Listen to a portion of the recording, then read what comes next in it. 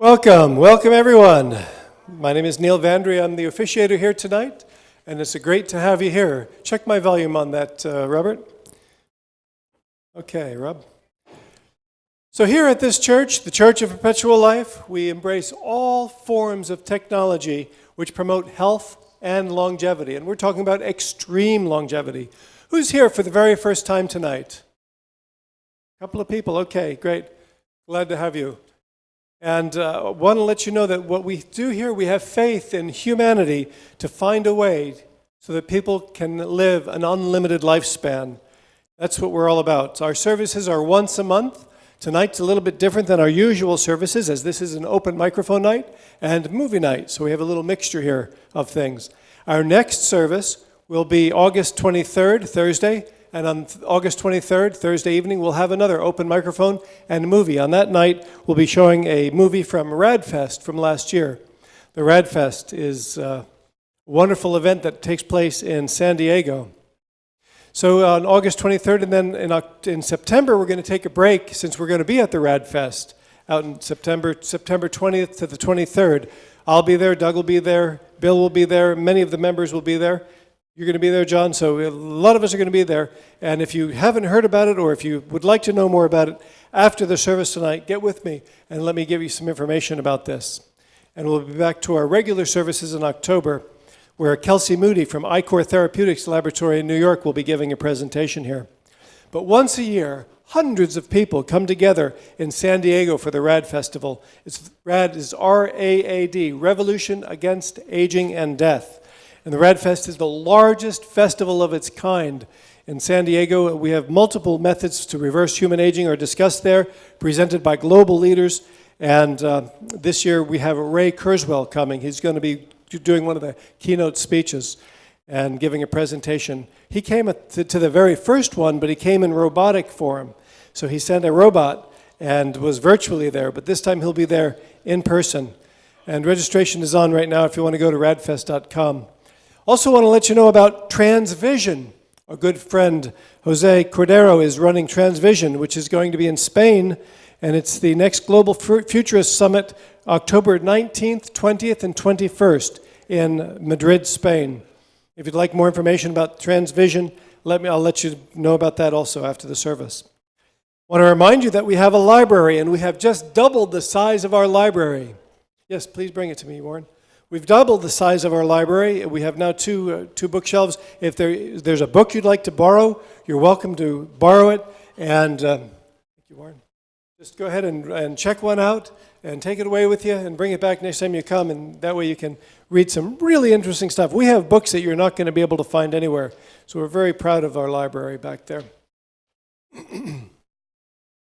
And I'd like to make note of the fact that there is, now is Rachel here? I thought I saw her a moment ago. Rachel, I'm going to introduce you. If you would stand. Rachel and Simon are here with, they're doing a film, a documentary. They're just here to look things over. They're going to be doing a film with the BBC, so they're here to talk with you after the event, and I'm sure they would love to meet with you. Thank you for coming all the way across the pond. All right.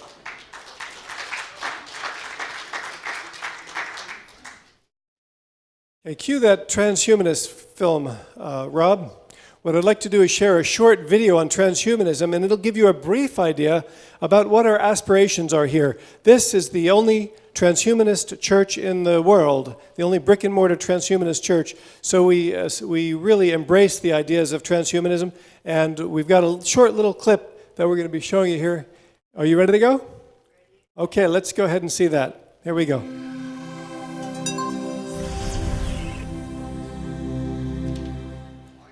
Every aspect of our lives has been reshaped by technology, from the way we get around, the way we seek information, and the way we communicate. It's easy to think that if only our technology advances enough, we'll finally be satisfied. The fact is, we remain shackled by our primitive Darwinian brains.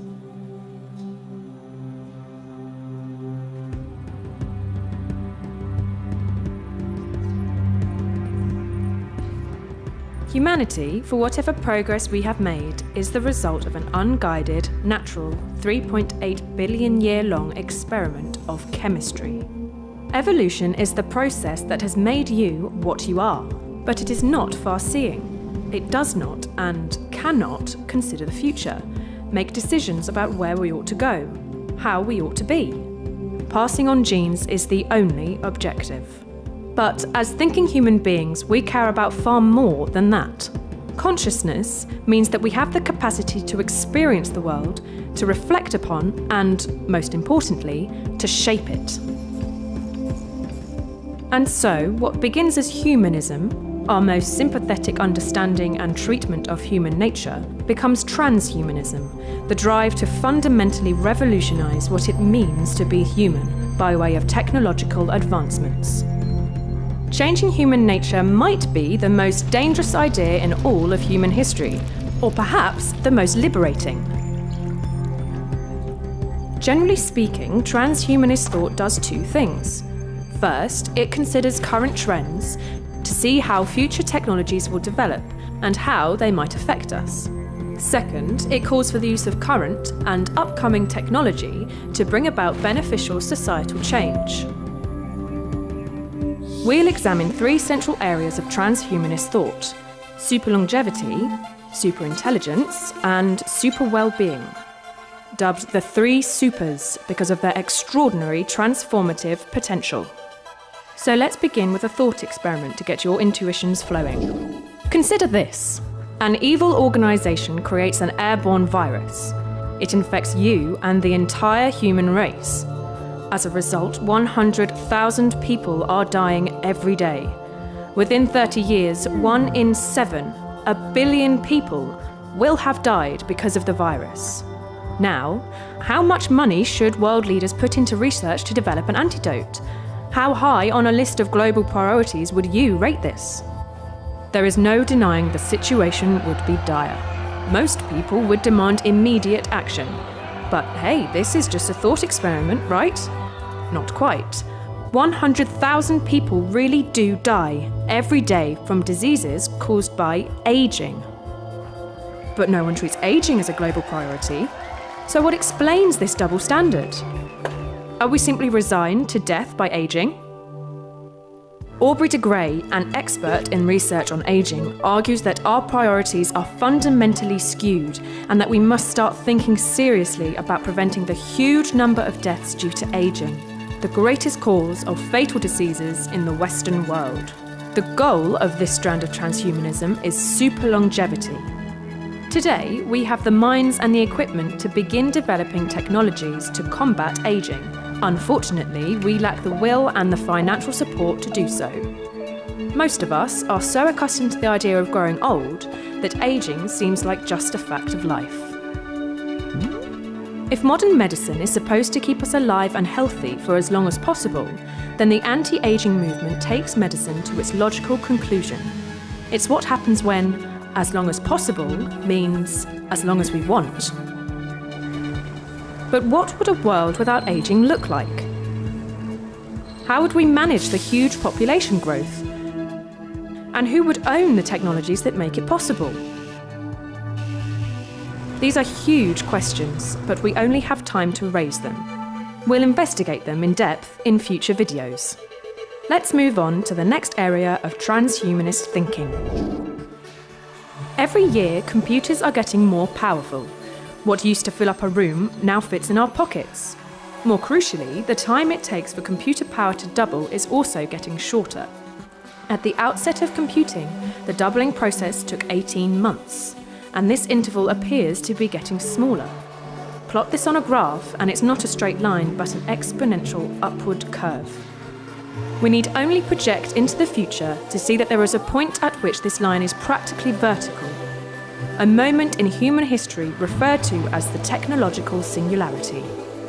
The futurist thinker Ray Kurzweil postulates that as these technologies develop, we will likely edit our bodies in order to integrate with computers more and more. This concept should be familiar. We're already in a symbiotic relationship with technology. You can send your thoughts at incredible speeds to recipients on the other side of the planet, find your precise location using satellites, and access the world's repository of recorded human knowledge with the device you carry with you at all times. And all of this was unthinkable 20 years ago.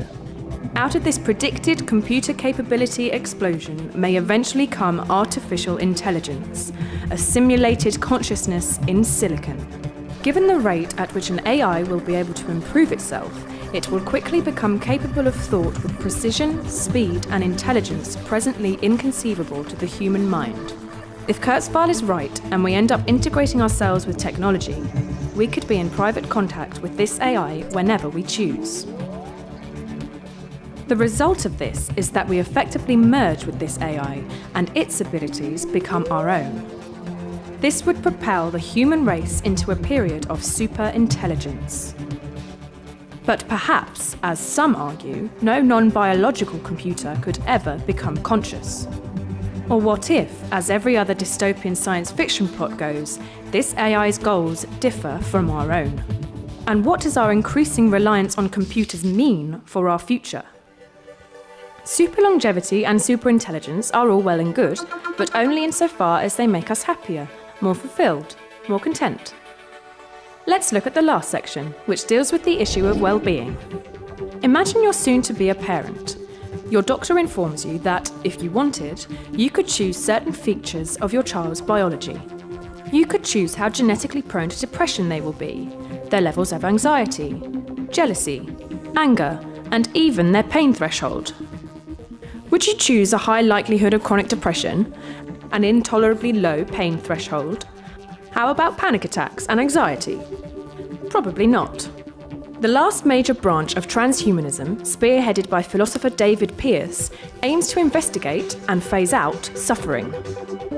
He argues that, ultimately, all our conscious states, our feelings, moods, and emotions are all an expression of our brain chemistry. For Pearce, it is clear that natural selection hasn't designed us to be happy, it's designed us to be good at surviving and passing on genes. A species that is permanently anxious and discontented will have a higher motivation to watch out for predators and take precautions for survival. But in today's world, these emotions are vicious.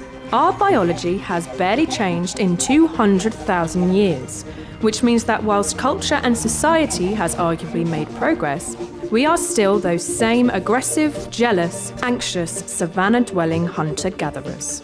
This is why Pearce argues that if we ever hope to increase the well-being of our species, we will have to edit our genes.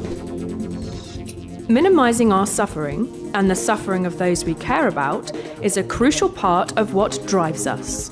Hence, so-called abolitionists argue that we start using modern technologies to do exactly that: minimize and eventually abolish suffering, ushering in an era of so-called super well-being. At present, every child is a roll of the genetic dice. Pearce argues that the least we can do is load the dice in our favour to create happier, healthier, longer-living humans. But might our compassion, curiosity, and pursuit of knowledge become secondary to our hedonism? If we're all content, why visit the stars? And isn't suffering sometimes a good thing? These are the three key areas of transhumanist thought, and we've only begun to scratch the surface. The three supers, super longevity, super intelligence, and super well-being, might radically change human history if, or when, they are realised. One of the main issues facing transhumanist ideals is that they are seen as far-fetched, or perceived as just science fiction. But this is a big mistake. We are already transhuman. We're living longer, integrating more with technology, and emphasising quality of life. We're in the process of redesigning what it is to be human, only the effects are still so subtle and so slow that it doesn't look like much. But these changes will come faster and faster, and it's only wise to be an active, informed participant in the next stage of human development. Thanks for watching. It's a good piece. It's a really nice, concise piece that gives you the information on transhumanism, and that's what we're all about here.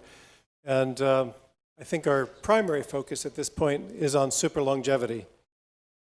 Now, I got an email today, so I didn't have a chance to give you a slide, but I'd like to let you know about this.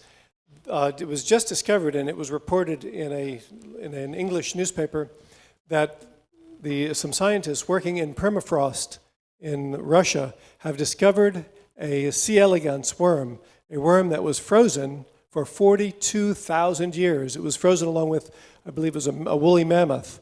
And they found these two worms, and they were able to bring them back to life. So they're living after being frozen for 42,000 years. Amazing thing.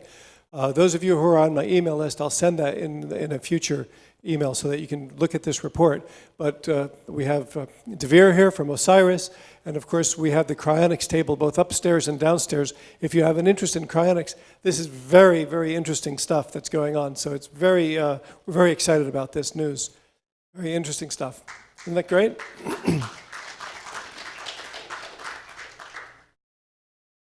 So I'd like to mention that this is an open microphone night, so there are going to be a variety of ideas, and some ideas may be diametrically opposed to other ideas that are discussed tonight. Obviously, we at Perpetual Life don't endorse all of these things. We may be in endorsement of some of them, but I want to give you the disclaimer that we are not endorsing anything tonight, but we are here for your free exchange of ideas, and we'd like to hear all of your ideas on health and longevity and things that you're working on. So this is open microphone night, and I'd like to call up my good friend Nick to come and be the first person here to speak tonight at Open Microphone Night. Nick, come on up. Great to have you.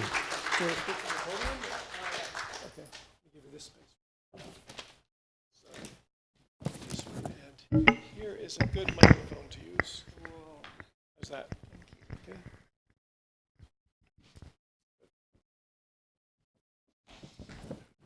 My name is Nicholas Vandermeulen, and I have prepared this speech for you about cryonics.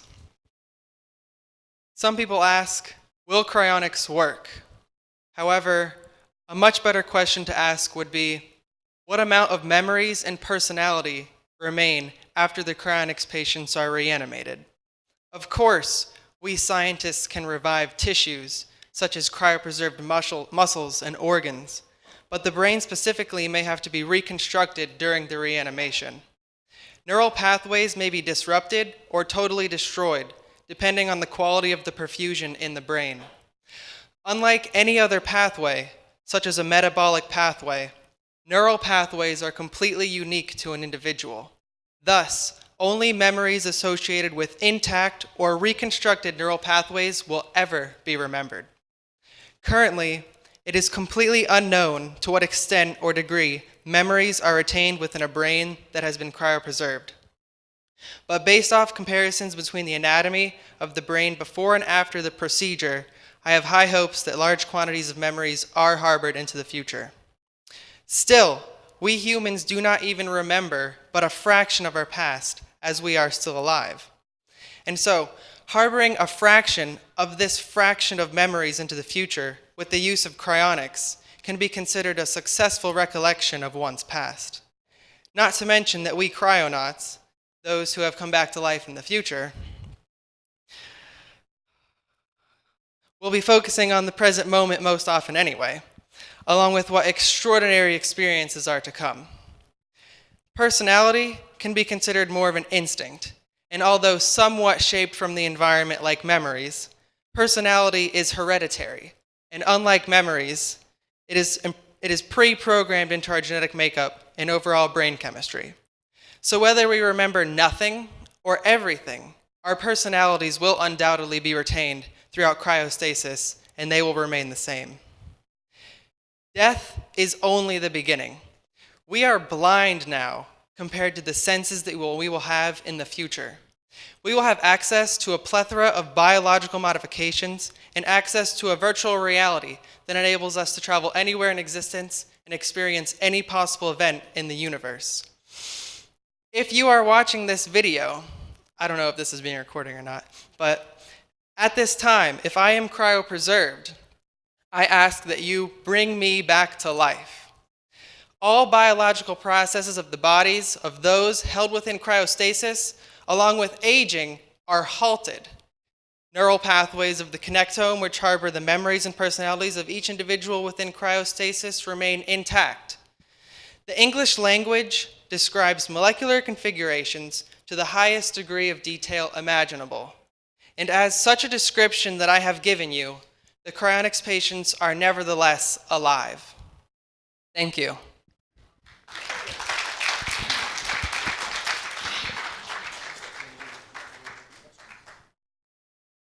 Good job, Nicholas. Hey, came all the way from Jupiter. He prepared that just today for us, and thank you for bringing that to our attention. Yes. And as you mentioned, yes, we are filming tonight. We are live streaming tonight. It's typical that in the past, we've gotten anywhere from 10 people to 60 people watch our live stream. So I don't know how many people are there now, but we are live streaming tonight, and so it will be recorded. And you can go back and see this open mic night presentation on YouTube immediately afterwards. So if you go home tonight and you want to see it again, you'll be able to watch it on our YouTube channel. Sometimes we get flagged because we have music, or in the presentation there's something that's copyrighted or possibly copyrighted, and then we've got to go through the fixes for that. But tonight I hope that we'll be able to watch it right afterwards. All right, who would like to be next to speak tonight? Come on up, Steve. Came all the way from Bradenton to be here tonight. Okay, let me give you some space. We're the Tom and Steve Frank team here, and we join with everybody here to look at a way to do this from the ground level. So there's a lot of technology being waited for, where we're looking for the people with a lot of money to come up with the answers for us, and hopefully someday we'll be able to make the team. So Tom and I have some ideas on how to start this at grassroots and build it from the bottom up instead of waiting for the top down to come to us. So some of the ideas we have is to build up a permanent facility or a permanent area that might be inexpensive, might be donated, could be a ministry like Perpetual Life here. We are both Hippocrates health educators, so we've been through the 90-day program, roughly, for educating and learning a little bit of everything. So now we know how much we don't know. Hippocrates is well known, I don't know if you know Brian Clement, well known for helping people have incurable, and you're not allowed to say that, but I can, incurable illnesses, and have helped them out from the beginning, from taking care of yourself, taking care of your mind, cleaning your mind, body, spirit, and getting it back to where it should be. And once the stresses are released, the body gets better. We're all meant to be endless with aging. We're supposed to continue our aging up to 2,000 years. We're finding out we're carbon copies that have the ability, if the environment's correct, we can live 2,000 years old. So that's scientifically proven that if the conditions are correct. Unfortunately, we're in conditions that aren't correct. So we're looking for ways to build those environments and remove the things that are causing the stresses, which we think is money. And there are some pharmaceutical and surgery and D-minus available insurance programs available for us, but not for the congressmen and the senators that vote themselves for an A-plus program. And those lacks creates us to age, because we don't get it. We don't get what the big boys get. And that causes stress. So everybody's struggling. The average American has about $1,000. 97% of them have about $1,000 left in their purses when they die, because they spend it all. So some of the things that we'd like to focus on is in the regeneration process and not in healing people that are sick. So Hippocrates right now does that. Tom and I have a little bit different idea to work on more of the anti-aging, which is where Perpetual Life is too. So we're looking for allies and people who are interested to volunteer. Tom and I have an idea of 28 days instead of 21. So we think it takes about 28 days to start showing telomere lengthening. So we want to do that, keep the cost down, make it so it's affordable, and do it in an area that has the wheatgrasses, the foods, the high enzymes, the things that would cost a millionaire to be able to afford, all the vitamins, herbs, all the goodies that has to be done. So put that all together into drinks, into foods, where you can enjoy your life, which is very important. Enjoy your life, and can't wait to get up in the morning. These are the elements needed to have perpetual life. So I have a lot more in here, but I'm going to give Tom the mic here, and he can give a little bit about what he does. I do want to say my specialty is I'm a marketer by trade. I want to undo everything I learned in marketing. I don't want any more middlemen. I don't want any more high prices. I don't want to get any spiffs. I don't want the extra money to be the guy that markets and doubles the price of all of our products. So I want to go back to the old ways where we do a handshake and we work with the people who are at the foundation. So through volunteerism, we can cut out all the money and get it back to where we're working with people who have great ideas and share our interests.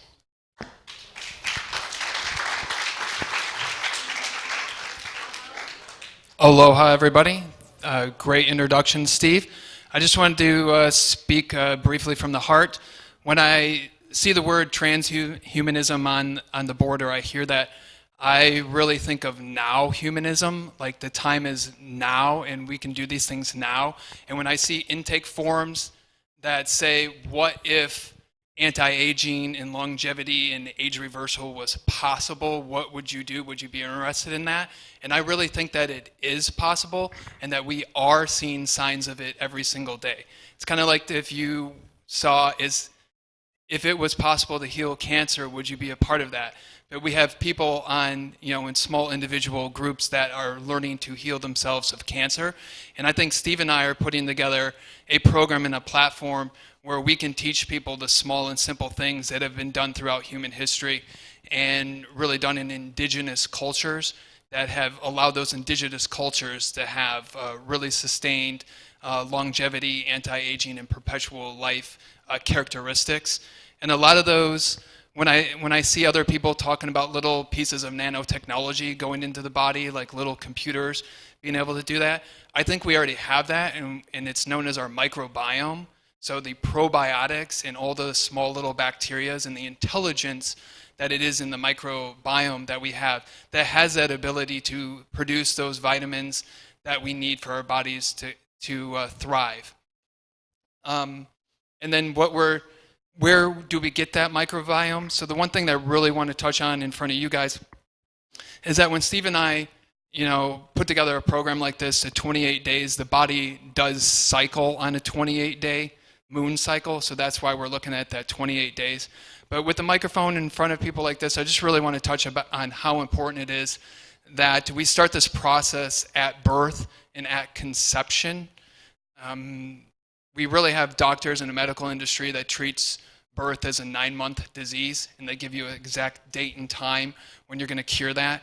And I think true longevity, perpetual life, and anti-aging has to start with the parents making a plan to conceive their child and then bringing their child into this world, avoiding toxins that we're finding in the food and avoiding toxins that are in our environment, and just being really educated on eating a plant-based diet that's not involving genetically modified foods, gluten, sugars, synthetic sugars, and that sort of thing. And I think it's the responsibility of people like this in this room to educate our younger people and our soon-to-be mothers about the importance of simple things like breastfeeding. We live in a society where if the lotto becomes $5 million, everybody, or $50 million or 500, everybody, we can use the media outlets to educate everybody to go buy a lotto ticket, but we can't seem to convince people to do the simple things as having a natural birth and breastfeeding our children, which is where the microbiome is established, which is where the mother gets the signals that she's having a baby and her body adjusts. And those simple things that really are people out here's children and people's grandchildren that can lead to longevity. So that's just some of the stuff that Steve and I like to talk about.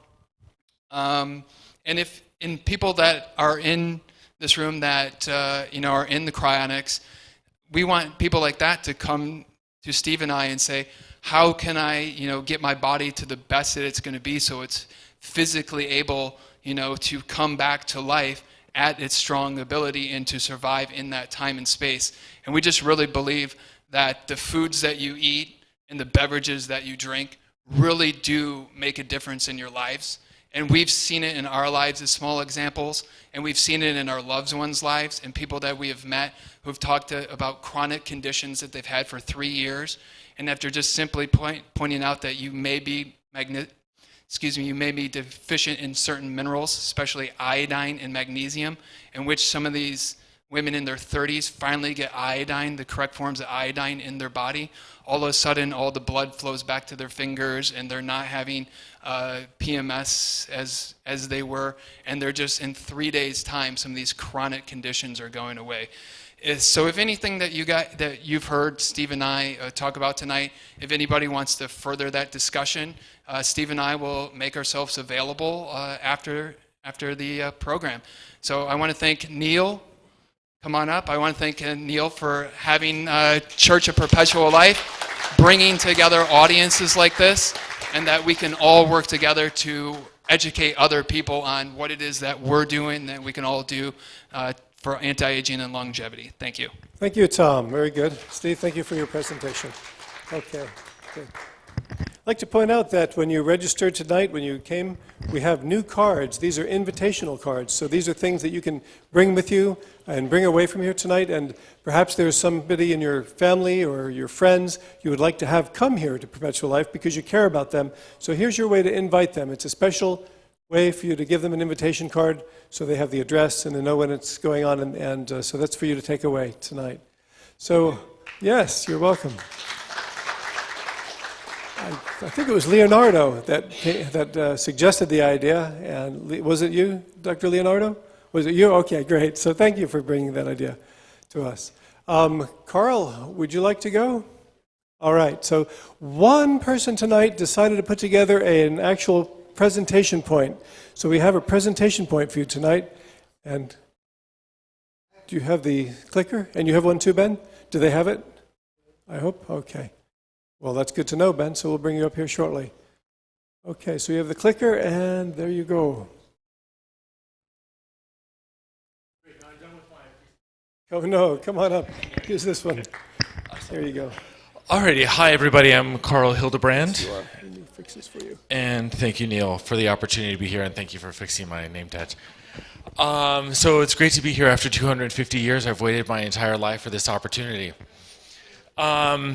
And so tonight I will be presenting about the Transformative Technology Academy.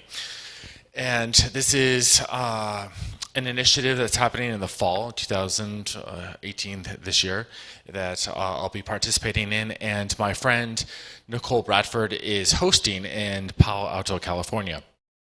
And you might be asking, well, what is this transformative technology? What does that entail? So it supports mental health, emotional well-being, and human thriving. Would you say that your cell phone supports your mental health, emotional well-being, and human thriving? Probably not, no. So this group is really focused on technology for human thriving. I'm going to pass through this slide, but basically this group is organizing around feedback, funding, and friends, most importantly, and this sense of community, which is gathering and connecting and inspiring each other to make technology for better connecting within our lives and ourselves, and this idea that we can heal ourselves and understand that longevity is possible. So definitely incongruent with the Church of Perpetual Life mission and the video that was shown in the beginning. So I apologize if you can't read some of the small font here, but all this technology is available to us right now. So we've got AI, digital medicine, neurofeedback, biotech, biofeedback, sleep tech, networks and sensors, AR, VR, behavioral change, nanotechnology, healthy spaces tech, and robotics. And these are all transformative technologies that are helping humans like right now. And we're just leveraging them for our exponential longevity. And what these technologies will do is reduce stress and anxiety, depression, sleeplessness, and fear, amplify self-awareness, enhance mental and emotional cognition, capabilities, and performance, embody purpose, and surpass self-actualization, and then experience transformation and deep connection. All these beautiful human attributes and why we live. Everyone's familiar with Maslow hierarchy of needs. So after you get away from just the human safety and security, which is what we need, food, shelter, and water, then you start really getting into these transformational technologies, which is a $3 trillion business. This is where love and belonging happens. This is where self-esteem, self-actualization, and then self-transcendence. These are just a snapshots of kind of the companies working in this area, and we call it the TransTech 200. So we have kind of up-and-coming companies. This is the ecosystem, and then these established companies that are already working in this field, the TransTech 200, which Nicole likes to call. And so this TransTech Academy is situated under the TransTech Lab. The TransTech Conference has been happening for the last 3-4 years in California. And then there's this TransTech list of all the companies that are in AI, VR, robotics, nanotechnology, that are kind of championing this transformative initiative. And just this slide talks a little bit about the Transformative Academy, if you're doing anything in this area. It's a no-fee, non-equity program dedicated to supporting and building participant companies' skill sets and personal leadership. It's just a 1-month program that's online. And should you kind of be further along and advanced in your initiative, there's an opportunity to go out to Palo Alto, California, and work with her team of advisors. This talks a little bit about the unique curriculum and what's offered under the academy is this brand exposure and mentorship, early access to global reports in addition to companies that would be complementary to your initiatives. So what's happening right now, if you go to ttacademy.co, you'll find this information, and early decision has just happened, and then there's round 1 that applications are being accepted. This is, if you can't read it, it's July 9th through August 6th. And then round 2 for the last set of applicants is going to be August 7th through August 31st. And then the actual Transformative Technology Academy happens in September 15th through October 15th. So the interest is to get people from around the world who are all kind of championing technologies that I had mentioned, AI, VR, nanotechnology, robotics, from these top 20 tech ecosystems, whether they be in Johannesburg, New Zealand, Beijing, Berlin, Chicago, on and on and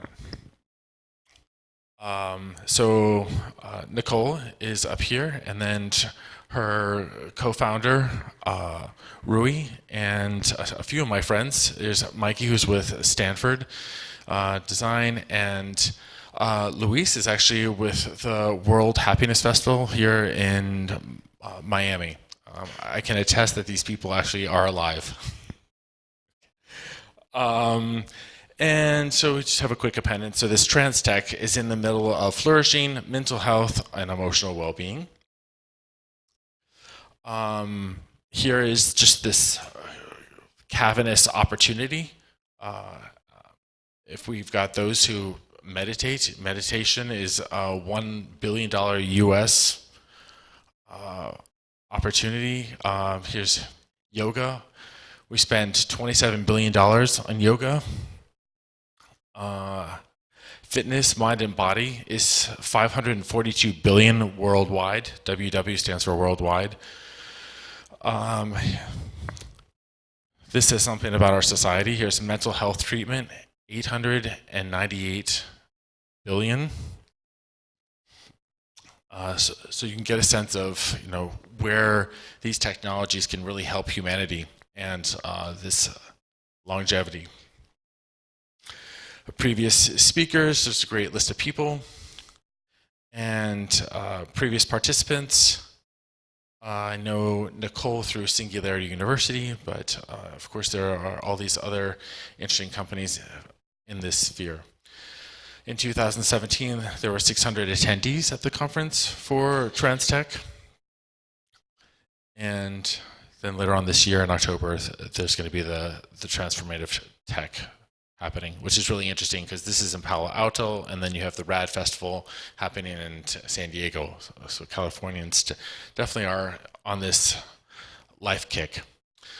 And then here again, these are just the 11 active areas for transformative technology, whether they be in sensors, data, biofeedback, biostimulation, perception, healthy spaces, biotech, apps, sleep, neurostimulation, and neurofeedback. Hopefully something resonated with one of you, 3 of you. Thanks for letting me share. Thank you, Neil. Okay. Okay, Carl. Very good. Thank you. Something a lot of us don't do enough is drink enough water. So I'd like you to look into the idea of drinking more water, good, healthy water, daily. Another thing is stretching in the morning when you get up. This is a little bit I'd like to put in. Stretch in the morning and make your blood flow. It's so good for you. It's so easy to do. Drink a little more water, stretch a little bit. It's so easy to do. Who would like to be next? So many people. Okay. Are we ready for Ben? Okay, Ben. Ben Best has the other PowerPoint presentation, so we're going to bring that up for you, and then we're going to go right down the line.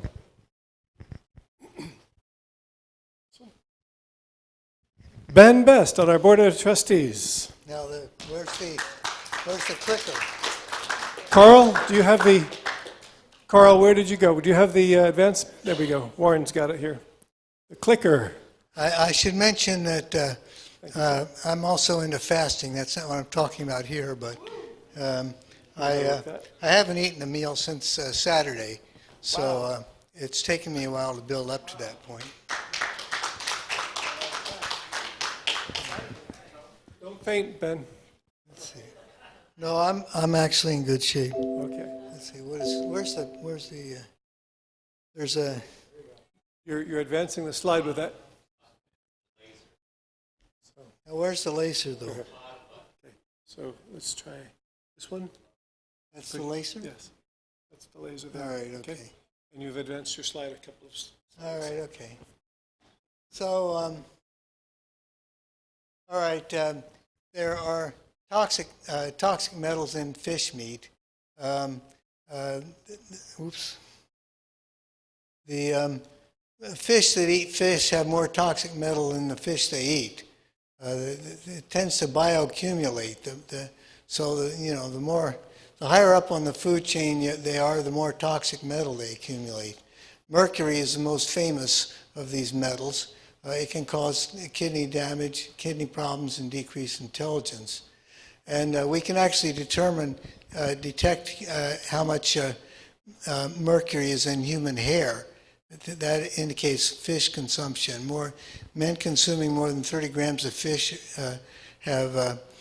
per day have 56 more hair mercury compared to men consuming less fish, and 2.4 times the risk of death from coronary heart disease. And women have 3 times the risk. Methyl mercury is particularly high in large, long-lived fish, fish eating ocean fish like swordfish, mackerel, and tuna.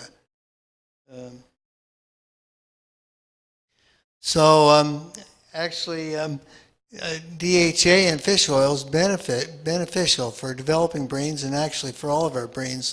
The major lipid in our brains is DHA. And methylmercury accumulates in brain tissue and is particularly damage to developing brain of a fetus. And women of childbearing age are warned by medical authorities to eat limited amounts of small fish, low in the food chain, to gain the benefits of DHA and limit the harm of mercury. I mentioned this. Mercury has toxic effects on the nervous system and immune function, but mercury binds to protein in meat, not to the oil. So I take omega-3 oil supplements, or like basically fish oil. So I'm avoiding eating the meat. I think eating fish meat is a bad idea, and just sticking to the oil will get you the benefits without the harms. But medical profession is reluctant to advocate supplements, but in this case I think it's pretty critical. They're always telling you to get your nutrients from food rather than from supplements, but fish oil is a really good idea. Also other, as I say, toxic metals they're not metabolized by the body, so once they get in, they accumulate in soft tissues. And it isn't just mercury, it's lead, iron, cadmium, other metals. And toxic metals accumulate in any form of meat and will accumulate in the tissues of the humans that eat that meat. Cadmium is another example. It causes impaired mental function, and it may lead to Alzheimer's disease. Cadmium is particularly high in oysters and crabs, especially oysters.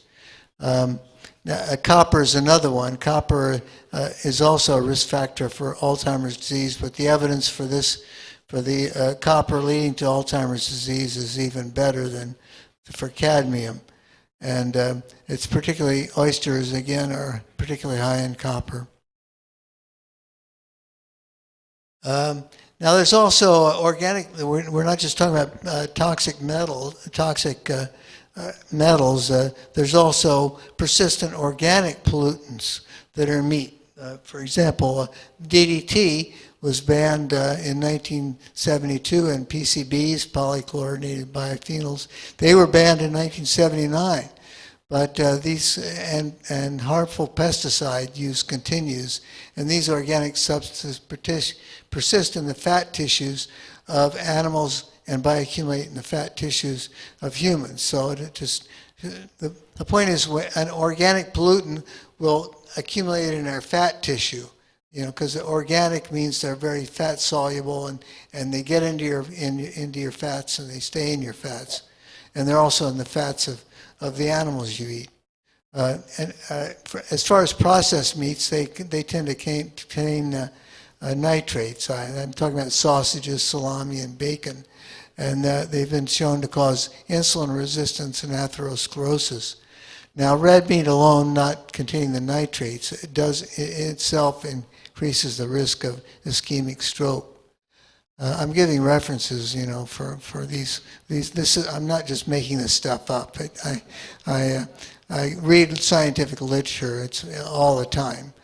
And then there's TMAO, if you want to know what that means. It gives rotting fish their unpleasant odor, and that contributes to atherosclerosis as well. But actually, it isn't just from rotting fish. We have microbes in our intestine that produce TMAO from meat in meat eaters, but actually but not in vegetarians. So if they actually give vegetarians meat to eat experimentally, they don't normally eat meat, but even under those conditions, they do not produce TMAO. And actually, these PCBs, they actually cause the liver to increase TMAO formation. So about vegetarianism, vegetarians, we have Seventh-day Adventists are typically vegetarians, And so they've been studied, demographic studies have been made of this group. And if they've been practicing vegetarianism for longer than 17 years, their average age of death is 86.5. And if they've been practicing for less than 17 years, the average age of death is 82.9. And the average, in the year 2000, the average American life expectancy was about 77 years. I think that's around the same year that this study was made. Now, some of these survival advantages in vegans and vegetarians is due to a healthier lifestyle. You know, they probably don't smoke and they exercise more. But it's not all of those. The vegetarianism is a component that is contributing to their longer lifespan. So anyway, this is another large study conducted in 2009 comparing omnivores with these two types of vegetarians and vegans. And the omnivores were the heaviest and the vegans were the lightest. In terms of diabetes, just using this as a reference, these vegetarians, fish eating, had half the amount of diabetes. If they were not eating fish and they were lacto-ovo, they had this level of diabetes, even less, and vegans had the least amount of diabetes. As far as blood pressure, once again, the omnivores, if you call that one, the fish-eating ones had 0.62, the lacto-ovo had 4.5, and the vegans had only a quarter of the high blood pressure of the omnivores. And this just causes of death, cardiovascular disease and cancer. For some reason, the cardiovascular deaths, it was reduced in the males considerably, in the male vegetarians, but not so much in the females. I don't know how to explain that, but the cancer deaths were, for males and females, were reduced, and for all causes, it was reduced for males and females, but apparently more for the males than for the females, and I don't know what the explanation of that is.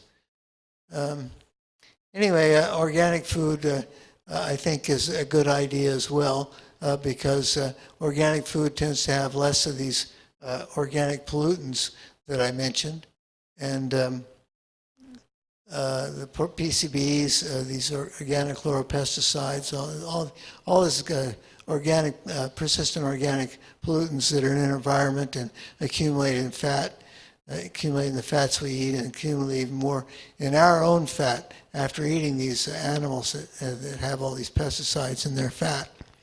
And they're usually neurotoxic to insects. I mean, we're trying to kill the insects, of course, but it's not doing us any good either. And it increases the risk of Parkinson's disease sevenfold.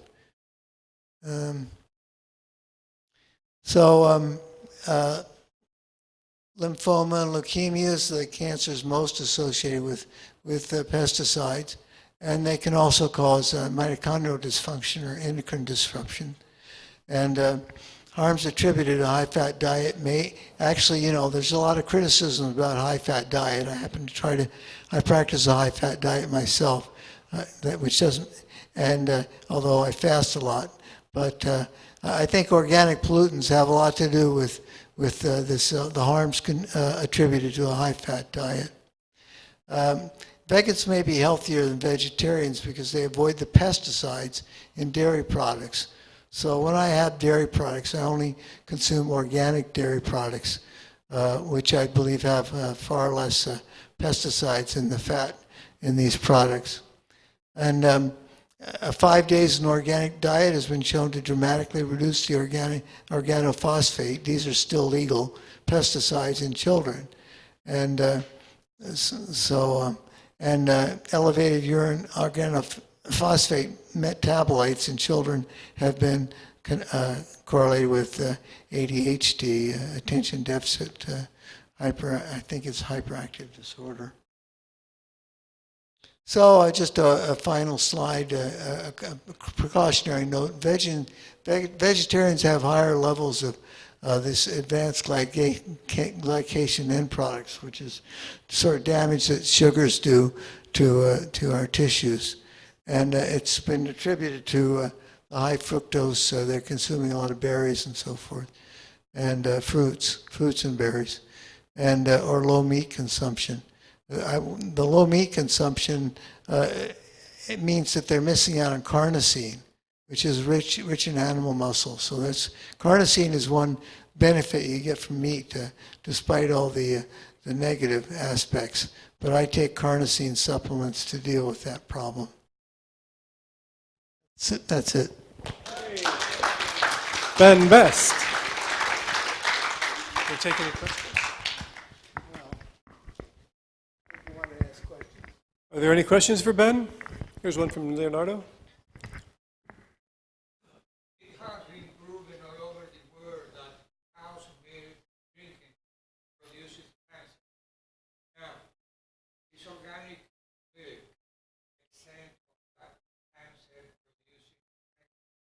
Let me repeat that question for people watching online from the live stream. Leonardo is saying that there's a belief that there's cancer being abundant in people who are drinking cow's milk, but does organic cow's milk prevent or prohibit cancer in people? Ben, do you have an idea? I haven't had a specific. What I do know is that all these persistent organic pollutants do contribute to cancer, and if you're getting less of these persistent organic pollutants by drinking organic cow's milk, then I believe that would reduce the cancer incidence.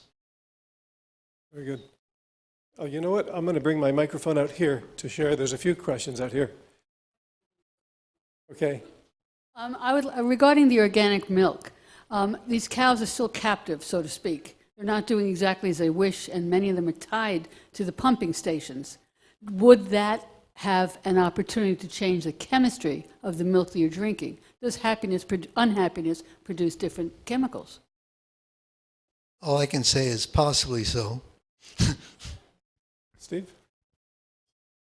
Yes. Do you have a recommendation of the fish oils? With all the Fukushima, history coming in there, and all the radiation and pollutants. Is there a once again Fukushima? Remember, we're talking about mercury. The mercury clings to the meat of fish, not to the oil. So I don't really think there's a concern about fish oil containing mercury.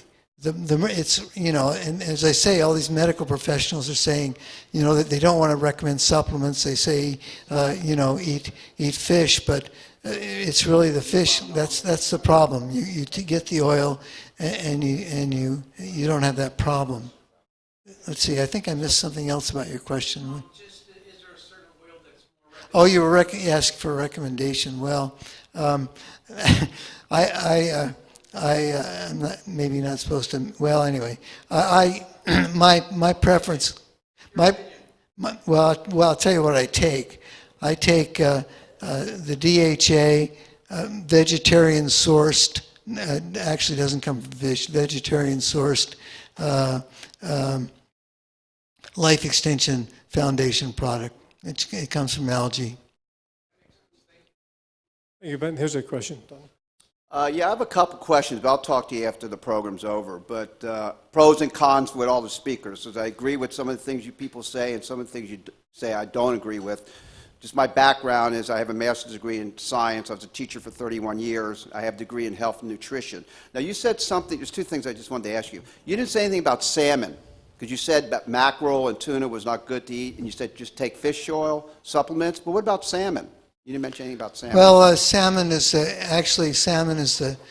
fish that has the largest source of DHA, but I still think that almost any, unfortunately these days, almost any fish has a lot of toxic metals in them.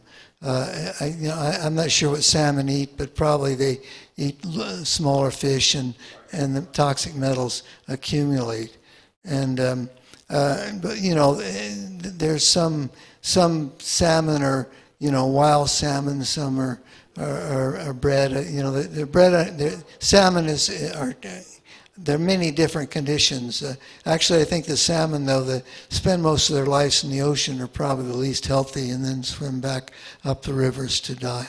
Just one more thing I wanted to say. You talked about omnivores and carnivores, but you didn't say anything about herbivores in your speech. Vegetarians would include herbivores. Well, if that's you're what you right, mean. but I mean, herbivores isn't usually a term applied to humans and their diet. Right. Herbivores is something that you're talking about cows and animals that eat grass and plants and so forth. A question from John. A question from John back here. John. Oh, thank you. After your intro and the sushi I ate last night, I feel like a human thermometer. That aside, given the mercury, I had a question. What is your take on coconut oil? Because you said that a high-fat diet can produce an increase in AGEs, and coconut oil, from what I understand, is actually a very healthy oil. No, I said fruits increase AGEs, not coconut, not oils. Okay, my bad. But what is your opinion about coconut oil in general? Coconut oil is better than a lot of other oils, but the coconut oil also contains a lot of the less healthy fats, the ones that tend to cause more atherosclerosis. I tend to prefer. I try to take the beneficial oils that are in coconut oil as separate ones. The C9s and I think it's C8s and C10s. I just buy that as a special product. There's a couple more questions, then we're going to go on to the next, but here we go. Thank you. I would like to know what you would think about oil of seed, such as chia seed, hemp seed, sunflower seed, whatever. Well, I just read an article about sesame seed oil being good for, and I try to eat sesame seeds because I think the problem with oils is that they tend to oxidize, but sesame seeds are they're in these little protective capsules, which I think is why nature created them that way. But they seem to help against the toxic metals that we eat. Okay, great. I think that's it. All right, Ben, thank you for doing that. Thank you for your research and information. All right, and Ben, we'll be around a little bit afterwards if you want to talk with them individually. Okay, who would like to go next? We have we have a few more. Okay, so Valerie, how about you? Thank you, Ben.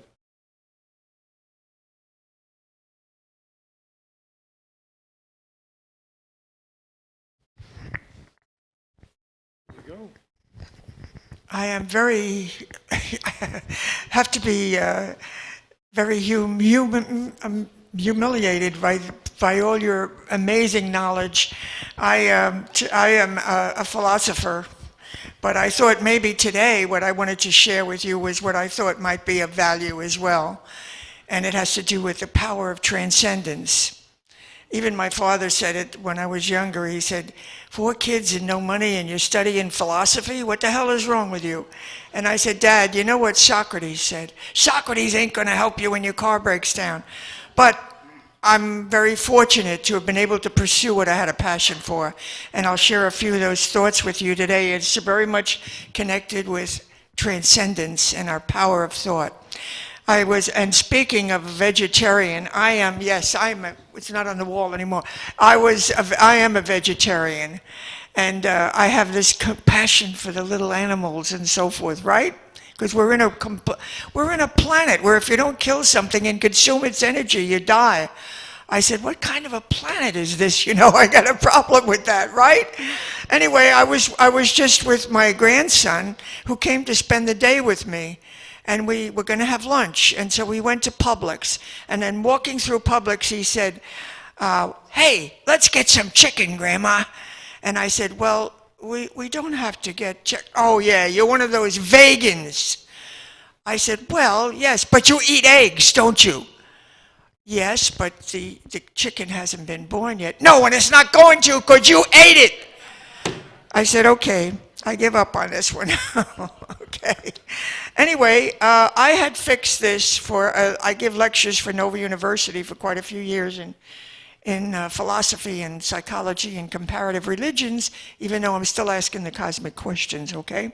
And this was something I thought I'd share with you, which was a lecture I recently gave. There is a wisdom that comes with us as we get older.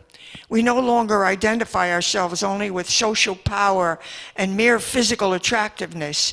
We're free to transcend the masks of the flesh and the barriers of space and time to see reality from a higher view, from a transcendent self, and find at last a truth and dignity deep within our mind and soul, however you wish to see, identify soul.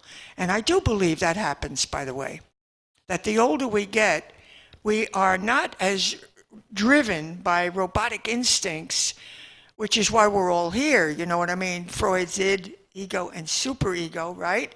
So that's why we're here. We can't, I know, Freud's id is the part of us that is locked into procreation, survival of the fittest, and saving ourselves. Yes.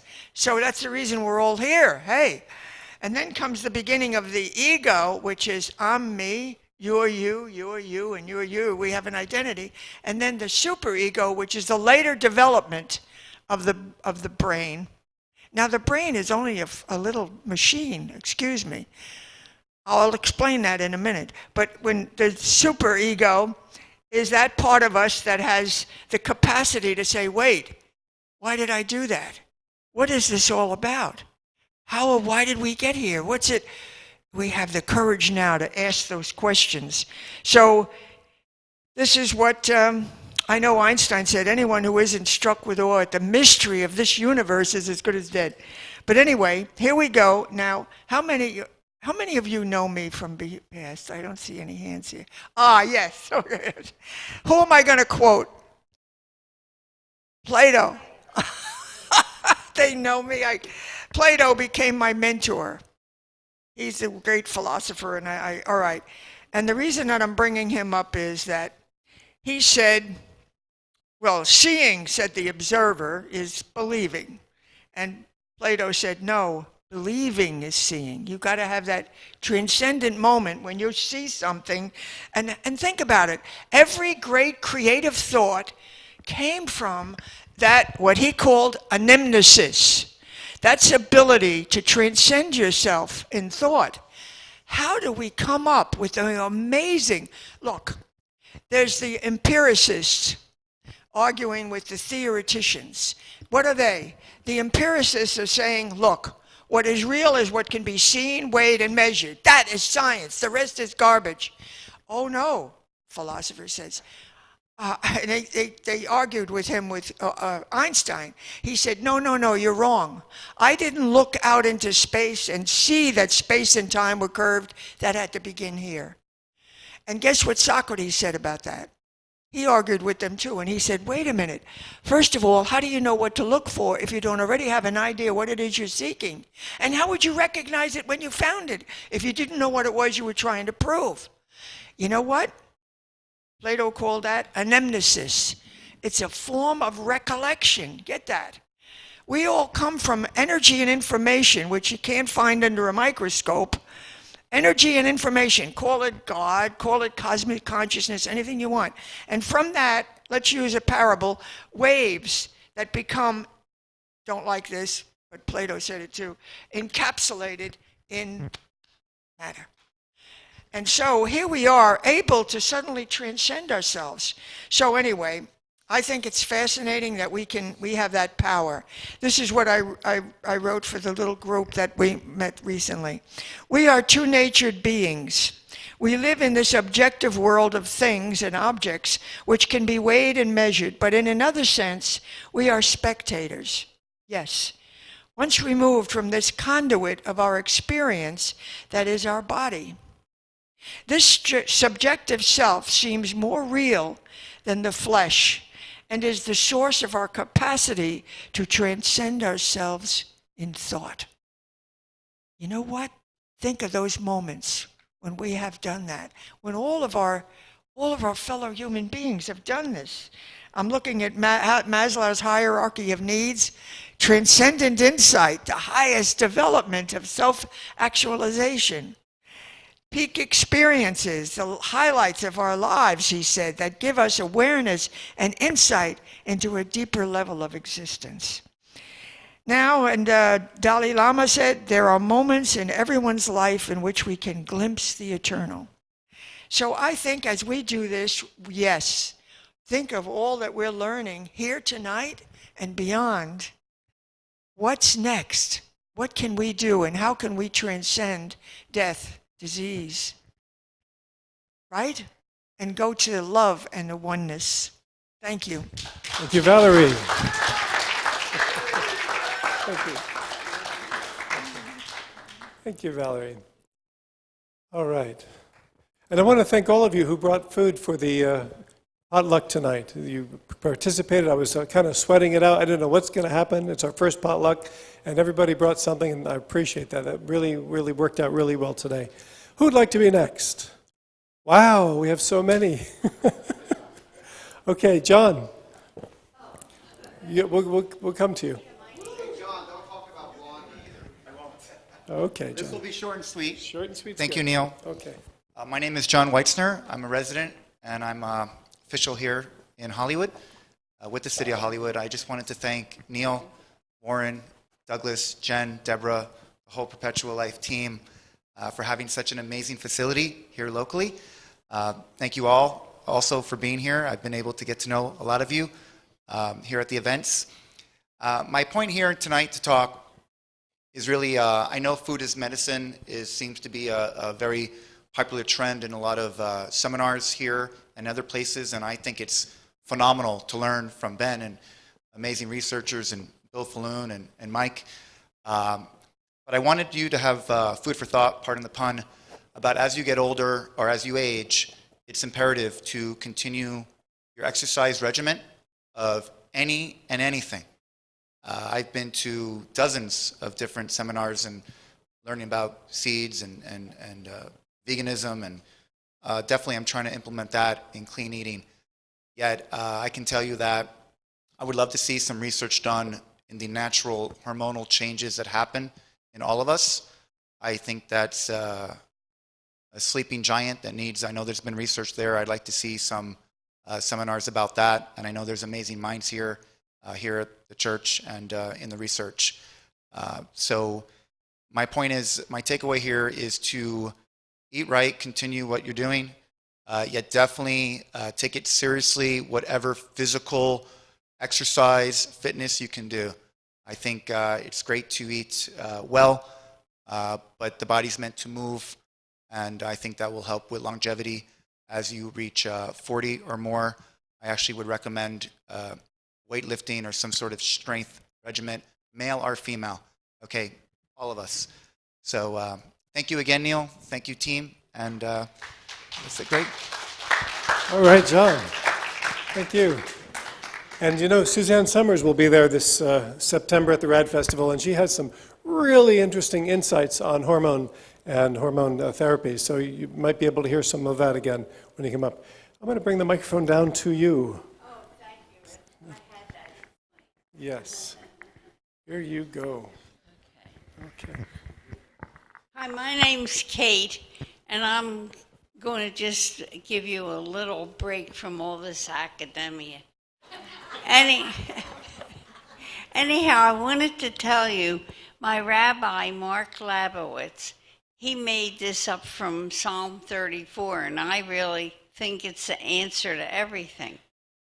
Love your time here. See the good. Care for your words now, for they make your life.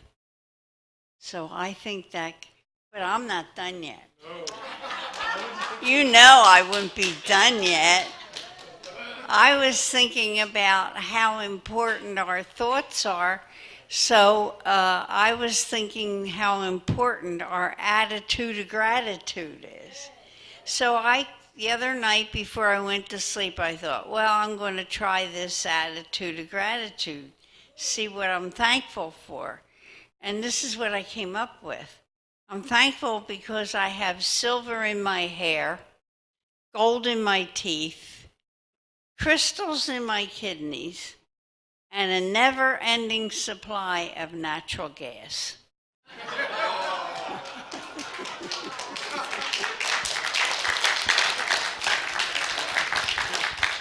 Oh, I'm sorry. All right, Kate, thank you.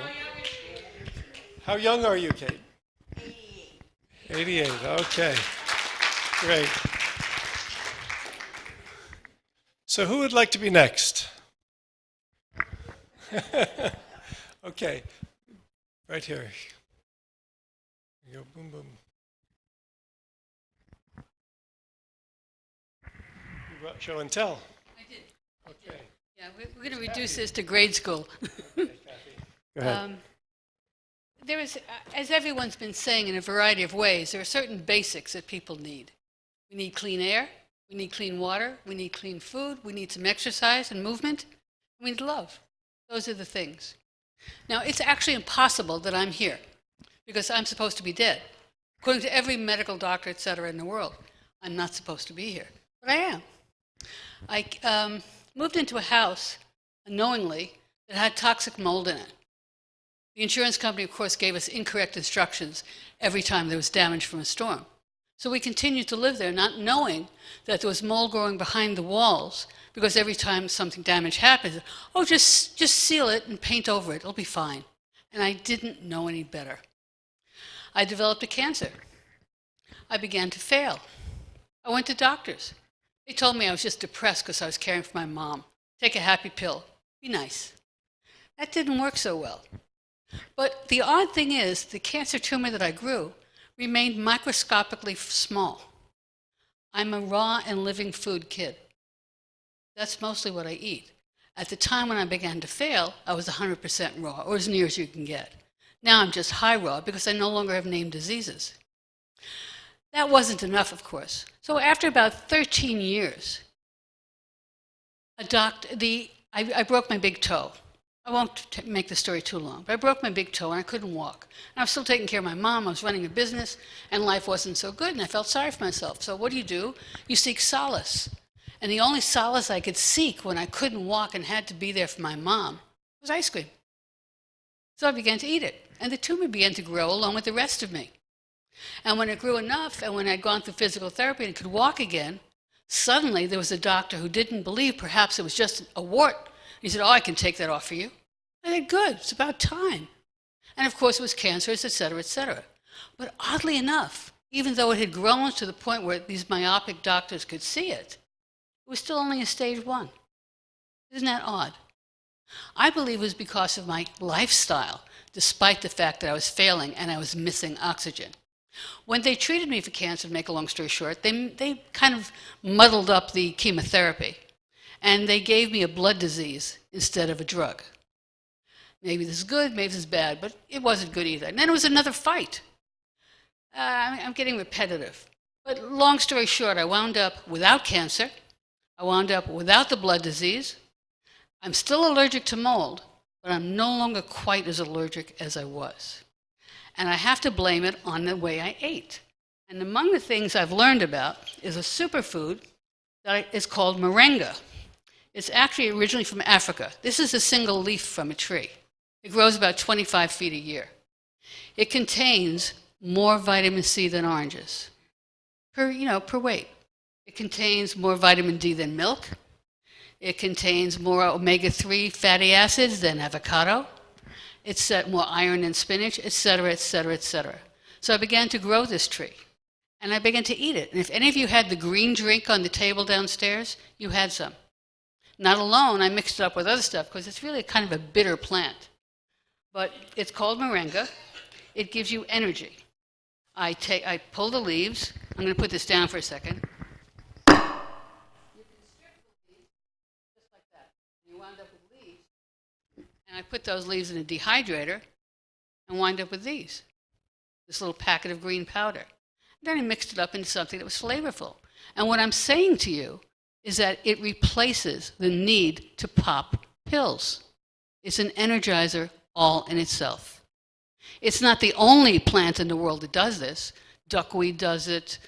Blueberries are fantastic for you. But this has, anybody ever heard of the ORAC rating?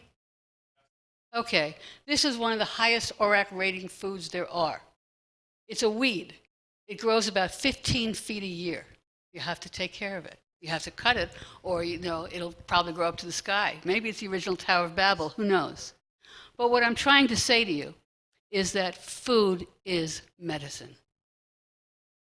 And that's why I'm here. I went to the wrong house of medicine. It didn't help me. I traveled worldwide, and I found out there were odd foods that could help me and sustain me until I could find a knife or a way to get rid of had I known perhaps what was wrong with me, maybe, it's conjecture, but maybe I could have helped myself without doctors. But that's just conjecture, because I needed the doctor. But like I said, now I'm free of blood diseases, I'm free of cancers, I'm almost free of allergies, and I feel better. So I just want to suggest to you, investigate food. It's the plants of the earth that will sustain you. The younger plants have more energy for you. If you ever notice a little sprout coming out of the sidewalk, it just cracks the cement and comes right on through. That's the kind of food you want to eat. Food that'll give you strength like that. And that's about it. Great, Kathy. Wow. So Kathy has brought drinks to share with you downstairs. And again, the name of this is? Moringa. Moringa. How do you spell moringa, Kathy? It's Moringa. If anybody's interested in the particular drink I bought, or some more moringa fresh, what makes this important is that the store you can get it pasteurized. This is raw, unheated, fresh from the tree. It's washed. But I brought some cards with me, so if anybody would like to get in touch with me later, I can give you that. The drinks are downstairs. If you had a green drink out of the bottle, you've had moringa. Very nice, Kathy. Thank you. And you have this growing in your yard. Very nice. Okay, moringa. All right. From the back of the room, the gentleman.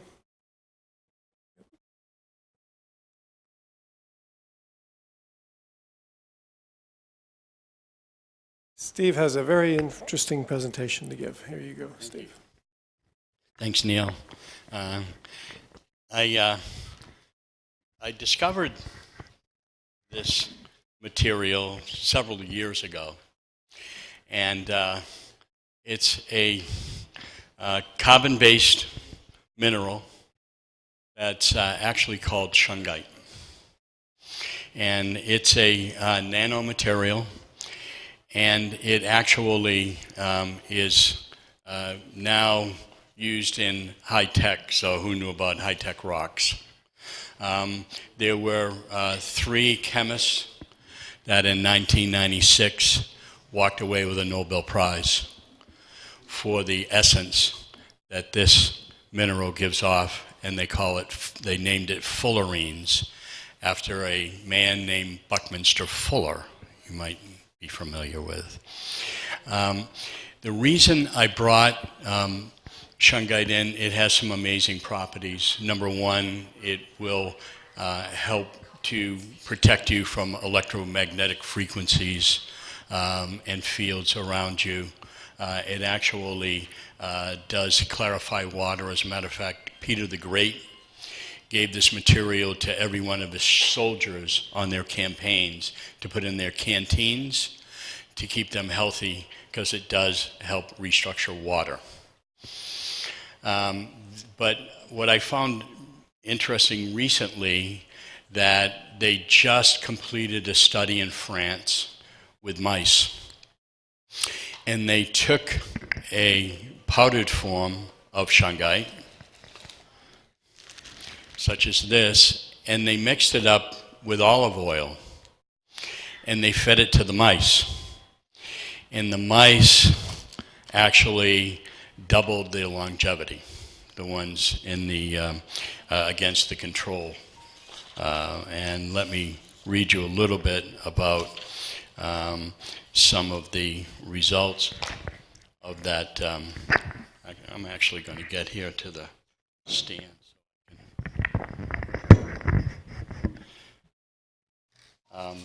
So I'd just like to tell you a little bit about the conclusions from the study.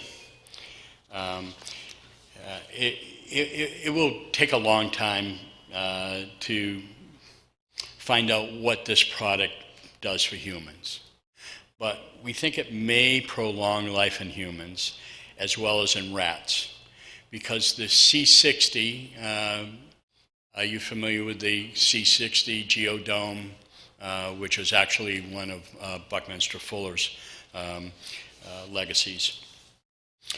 And they do believe that it is available to be able to help rats in their longevity and hopefully humans. So I wanted to bring it to your attention, to make some notes about it. I do have the abstract here on the study that was done so that you can take a look at it, and I'm willing to field any questions that I might be able to help you with about shungite. There's a question here from Kathy. Let me bring the microphone so people Thanks. online can hear the question. Thanks, Neil. Kathy? I'd like to know if this is something to be eaten, to be put on topically, or what? Well, it's very interesting. I'm going to actually say that I actually wear it. This is actually a shungite bracelet that's polished. I also have a little piece of shungite heart that I wear over my heart chakra. I understand that it doesn't necessarily have to be taken orally, but I believe for longevity it may. But for electromagnetic frequency and protection, you can just wear it, put it on your cell phone, put it on your Bluetooth devices to protect you from that. And I understand that the reason it works the way that it does is it always has a positive spin. It's always positive, spinning positively, whereas the electromagnetic and Wi-Fi frequencies spin counterclockwise. So I liken it to anyone that's ever played jacks. And if you take your jacks and you spin them in the same direction and they bump up against each other, they usually continue to spin. But if they're opposing and they hit each other, a lot of times they'll fall over. So to me, that's the way that I explain it, because I'm not a scientist. But the way that I found out about it was I picked the material up, and I actually felt it. So that was my investigation started there, because I have a sensitivity to energy. Hey, thank you, Steve. Very good. Adam, I think you had something you would like to say? And after Adam, is there anyone else that would like to talk? All right, we're going to finish up with Adam. Adam, you're the last one for open mic night. There you go. I just wanted to add to what Valerie was talking about before, and that is that I'm all for science and anything that science can do to prolong life indefinitely and to help us live healthier lives. But one of the maxims I know in science is that causation or correlation does not equal causation. And it reminds me of two quotes from two famous physicists. One, I think, was Werner Heisenberg. He says that reality is not reality or the world as we see it, but it's reality open to our method of questioning. And Richard Feynman said something similar, but in a more elaborate way. He gave an example of a thermometer measuring the temperature of the water. And he asked if the thermometer gives an accurate temperature of the water, before you ask that question, you have to ask, where was the thermometer before it measured the water? It could have been in the freezer. So the point he's trying to make, he was trying to illustrate Heisenberg's uncertainty principle, saying that the act of measurement is actually affecting the temperature of the water. So whereas our subjective experience and our consciousness is the only apparatus that we have at our disposal to understand the world, so the brain and the biological processes that we're trying to understand, first we have to understand the subjective experience and the consciousness that's bringing it to the situation. So the idea is that, again, I'm all for science, but what I'm against is where people try to reduce consciousness and subjective experience to neuroscience and biology. And what it comes down to is that in order to understand the so-called physical world, I think it's more important to inquire into the nature of who we are and meditation, and then we'll have a clearer picture of what we're asking.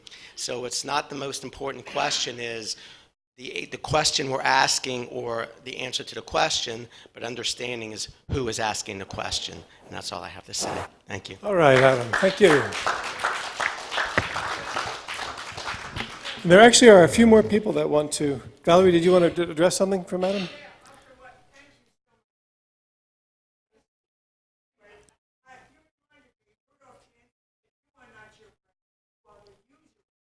Okay. Thank you, Valerie.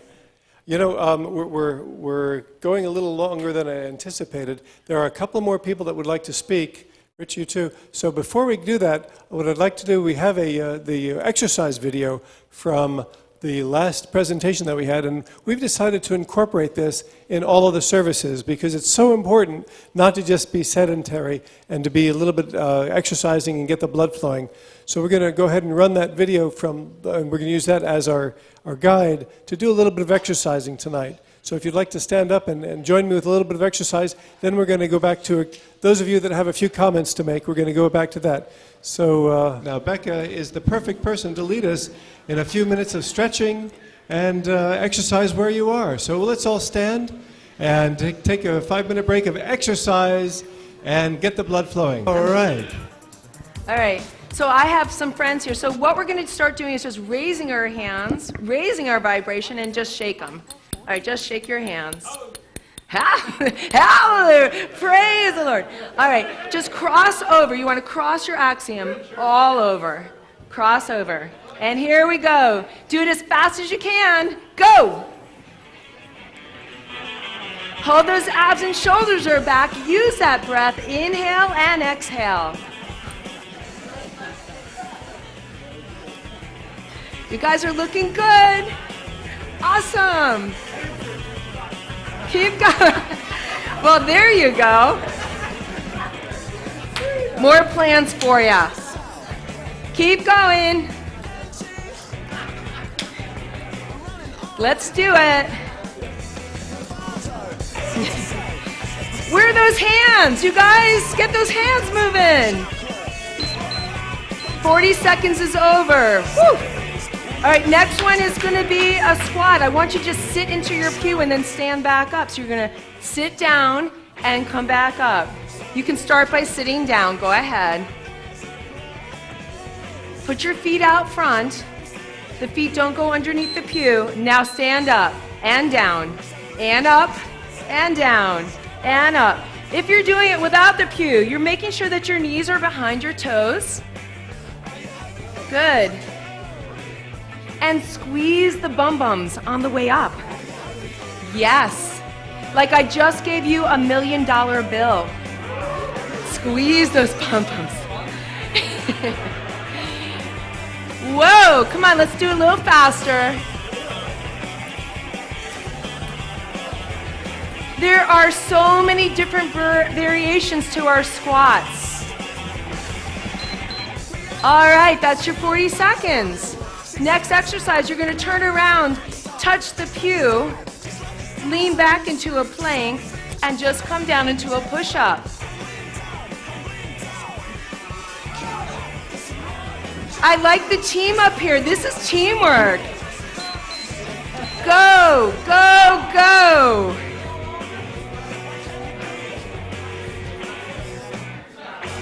The pews will fall. Look at you, you're so strong.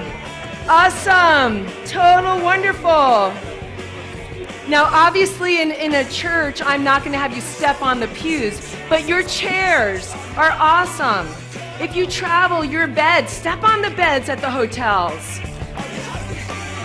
Just don't tell them I told you to do it. Keep going, your 40 seconds is not up yet. All right, sit down, sit down. Good job. We have one more exercise. One more exercise. For those of you who want to stand up, stand up. For those of you who are tired now, go ahead and sit down. So if you're sitting down, you're going to just go like this. And if you're standing up, you're going to go like this. All right, let's do it. Go, go, go. Come on, let me hear the noise. You got to make the noise with it. Woo! More noise. Come on. Go, go. Lower, lower, lower. If you're seated, that's okay. So I had this guy who was 500 pounds. You think I got him to work out? No. He lost 100 pounds in 5 months. How did he do it? Very barely working out. It was food, food, food, food. No liposuction. Thanks, Brian. No. In 10 months, the guy lost 176 pounds. Why? Okay, Because great. That's great. We're so glad we had Becky here a couple of months ago. That's terrific. So we're gonna make that a regular thing in our presentation. So when we have a presentation that goes a little bit long, we'll have a little exercise in the middle. I think that's great. Anna, come on up. And I'll tell you, I think what we're going to do is not show the film by Arthur C. Clarke, but I have a film of him. But here you go, Anna. Thank you, Neil. Uh-huh. Sure. Hello, everyone. My name is Anna. I'm 62 years old. And as a nutritionist, I gathered many treasures throughout the decades. But I knew I didn't have the whole picture. And when I came here for the first time last month, I finally got the full picture. So I'm thrilled. And I wanted to thank, this organization, this church, for the valuable things that they share. And now, with the things that I knew that I can put together, I can tap into the infinite and powerful energy that we all have inside. Because scientifically it's proven that each one of our molecules is infinite and as powerful as the same energy that I can catch up my breath because we were like, but in any way, it is scientifically proven that energy cannot be created or destroyed. So we are infinite. And I got it here. I knew that law since my teens, right? For decades. And I had it in my pocket with my treasures. But it is when I came here, oh wow, we're infinite. So, and with the other treasures, now I can very easily tap into my energy and activate it very effectively. And I feel amazing. Because we can activate our energy with the 4 elements through water, minerals, light, and air. So now I practice, my pranayama, my sunbathing.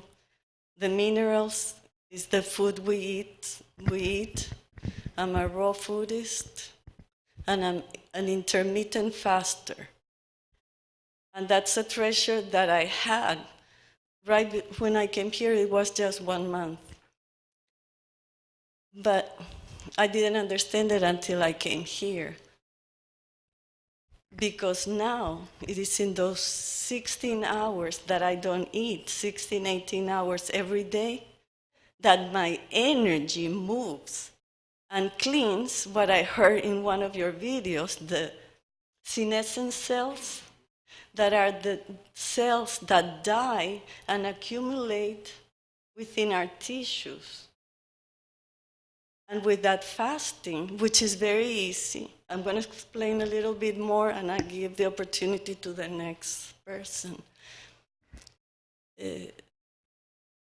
When the cells die, they stay within the tissue, the arteries, but when you fast, it gives the body time to move all those dead cells that accumulate, that are hanging here, hanging everywhere. So, it takes them out. And it is scientifically proven that in those 16 hours, the human growth hormone multiplies by 500%. Other people say that more than 500%. And you are empty. So when you eat, you absorb everything. And you feel how it gives you energy. It's beautiful. Because if we would live in nature, we would eat only one meal a day. We would be walking, to other valleys to pick up our grandchildren, to pick up wood, this and that. So with every element, we can activate that energy within us that is infinite. I wanted to share that because all of you are interested in eternal life.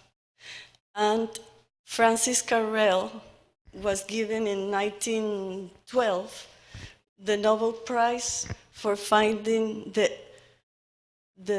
infinity to the cell. Have you heard of him? Yes. He proved it. And he went on vacation and his team let the cells die. And he came really upset and he kept them for 32 years on the Petri dish, eternal, because we are eternal. I'm very happy to be here. Thank you for the opportunity. I'm not a doctor, I'm just a skinny woman. But I'm happy to share with you. Very nice. Thank you. I applaud you because you guys gave me the full picture. Oh, yes. Every day is phenomenal. Because the same as we exercise intensely and we sleep intensely, so yin-yang. So we eat intensely and we rest intensely. You eat in a window of 5 hours, 6 hours, or 8 hours. You choose. So I eat at 9, I eat at 11, and I eat at 2. And the rest of the time she's fasting. Yeah. Yes. Huh? Yeah, it's called intermittent fasting. There's many ways how to do it. It's all over the internet. You just put intermittent fasting and you listen to all the great genius. Intermittent fasting. Yes. Okay. What I wanted to say is that I was taking care of my grandchild and I told my daughter, you better be here at 5:30. And she says, so where are you going? And I said, I'm gonna hang out with the immortals. And she was very impressed. And she must have thought, finally she's hanging with the right crowd. Thank you, guys. Lovely. The infinite perpetual Anna. Thank you, Anna. All right. Okay, so let's see who we have coming up next. Richard, would you like to say a few words? You may recall Richard did a presentation not too long ago. And he's always got something very interesting to say. I hope so. Here you go, Richard. Thank you. Okay. Hi, everybody. Hello. I just wanted to touch on a couple things. Rapamycin is kind of an interesting life extension. Pardon? Interesting life extension medicine. And it has several things that it does. One is instead of, well, let me just say, it takes care of pajorin, which is what causes pajoria, and that makes it so that your lamin A doesn't mess up the nucleus in your cells. Otherwise, it deforms it, and then it doesn't divide right. The other thing is, as far as Alzheimer's goes, they can take care of the beta amyloid, but people still have Alzheimer's symptoms. And the way to get rid of that, from some of the research, is to use rapamycin to get rid of the tau tangles, because you can just have tau tangles and you still have Alzheimer's. And one thing, I kind of hesitate to say this, but the C60, the Buckeye ball, I did some research on it, and I found an article where it actually splits the DNA apart, and it could just be, a random thing or something, but they had the information for that. My goal is to have my body repair itself faster than it degrades, so I'm hoping for that. I went to the World Stem Cell Summit in Miami, and they talked about things like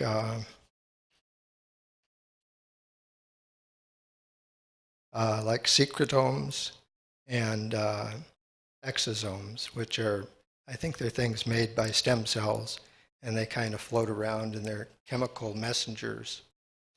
And they use those to take care of quite a few diseases. In the neurological diseases, pulmonary diseases, vascular diseases, and they actually reduce inflammation is one of their big things. And then I listened to Michael Carton's, and he did a presentation about what he was doing. I believe it was down in Nicaragua. And down there, about 25% of the people that work in the fields have this new disease. It's chronic kidney disease, but it's not quite the same. And he's actually treated that with stem cells,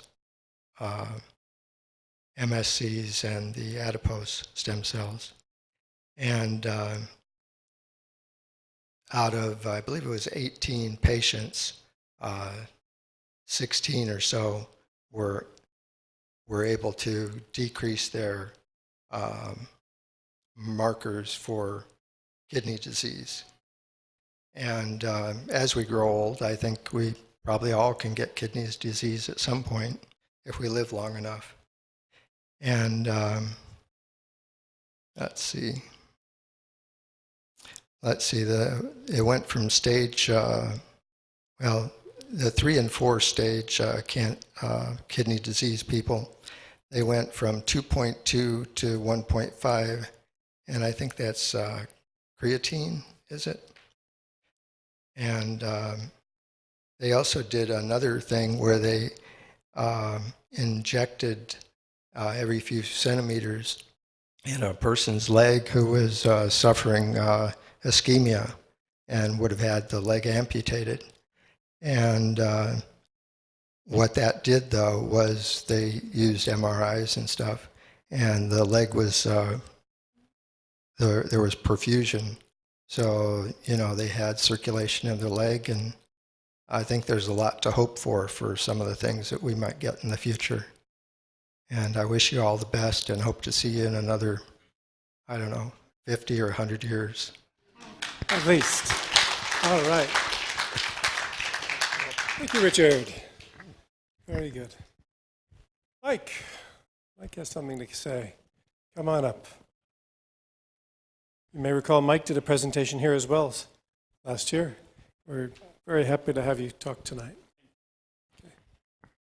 Thanks for having me here tonight. I just want to share something very important. I know we talk about diet, nutrition, and fasting, which I'm a firm believer in fasting. Now, I know she mentioned 16-hour intermediate fasting. Do not do fasting if your sugar is not optimal levels. When you do fasting, your sugar drops could affect you negatively and your health. So check with your doctor. make sure you're optimum condition, then you can do fasting. Because I believe in fasting. They say fasting is the mother of all diets. Exercise, nutrition, and detox once every 3 months. Deep detox will help you rejuvenate your body cells. Because actually, what is aging? It's just accumulation of toxins. That's all it is. So if you eliminate those toxins like monthly or twice a year or 3 times a year, you'll find out you have more energy. There's no reason for you to ache, to have pains, to feel moody or to feel sad. You should be happy. That's what we're born with. So if you exercise every day, minimum half an hour per day, and make sure if you do exercise, I want you to sweat. Because if you do 5 minutes exercise, you waste your time. Sweat profusely. Why is that? The gland is the biggest, the skin is the biggest gland of the body. You will eliminate lots of toxins that otherwise you will never be able to eliminate. What you eliminate, sauna, running, swimming, make sure you sweat a lot. And that will help you because, a lot of sweating will help you detoxify, prevent aging, and will give you more energy in the long run. So that's very important. And do not do fasting unless you check with your doctor, because long-term fastings could affect your blood sugar. If your blood sugar drops, you could have a problem. So if you have a problem with the sugar, you should eat every 2-3 hours, play with the protein. So the body gets fed, gets sugar from the protein you eat. Don't feed yourself with sugar. If you're a little overweight, don't have fruits, starches, and carbs. Eliminate them. Keep your weight in optimum condition. They say optimum condition invites health. Less than optimum invites disease. And sleep well, 8 hours a night. Think positive, exercise, and have control of your life. That's how I go by.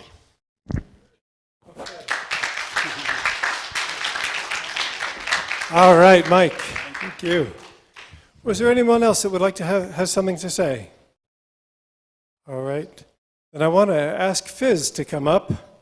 We're giving a tribute to Arthur C. Clarke tonight. We're not going to show the movie because we are going long, but we're going to save that for another time. But I do have a short clip on Arthur C. Clarke we're going to do in a moment. But before we do that, I want a friend of Sir Arthur C. Clarke.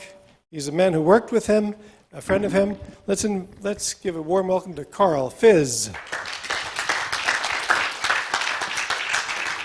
Thank you, Neil. Pleasure to be here tonight. Wow. How many here saw the movie 2001 Space Odyssey? Okay, that's a pretty good show of hands. Well, Arthur Clarke was nominated for an Academy Award, and he was also nominated for the Nobel Prize. But about the Academy Award, it was for, of course, the movie 2001 Space Odyssey. So he flew to Los Angeles for the ceremonies. And when the immigration man got his passport, he's looking at it and he sees who it is and he says, "I'm not letting you in until you explain the ending to that movie." You're the first audience that's got a reaction for it, because I told that before and people just sit there. Nobody saw it. That movie came out in 1968, which was, some years back. But even today, while we were affiliated with Sir Arthur C. Clarke, when we first met him, he was only Dr. Arthur C. Clarke, CBE, Commander of the British Empire. And then finally, the Queen knighted him, finally. I came home one night and I hit my answering machine and he was on there and he said, "Carl, Sir Arthur here." What sense of humor this guy. In fact, I was trying to study up on him. I had acquired, he was also a diver and a treasure hunter, which I've been treasure hunting for 46 years, and all kinds of treasure. And then I realized Arthur Clarke was his treasure hunter. Most of his fans didn't know about it. He wrote 6 books on diving and treasure hunting. Treasure of the Great Reef was the one that I would mostly concentrate on. I have some of the coins on display downstairs and a lot of the clippings and photographs and things.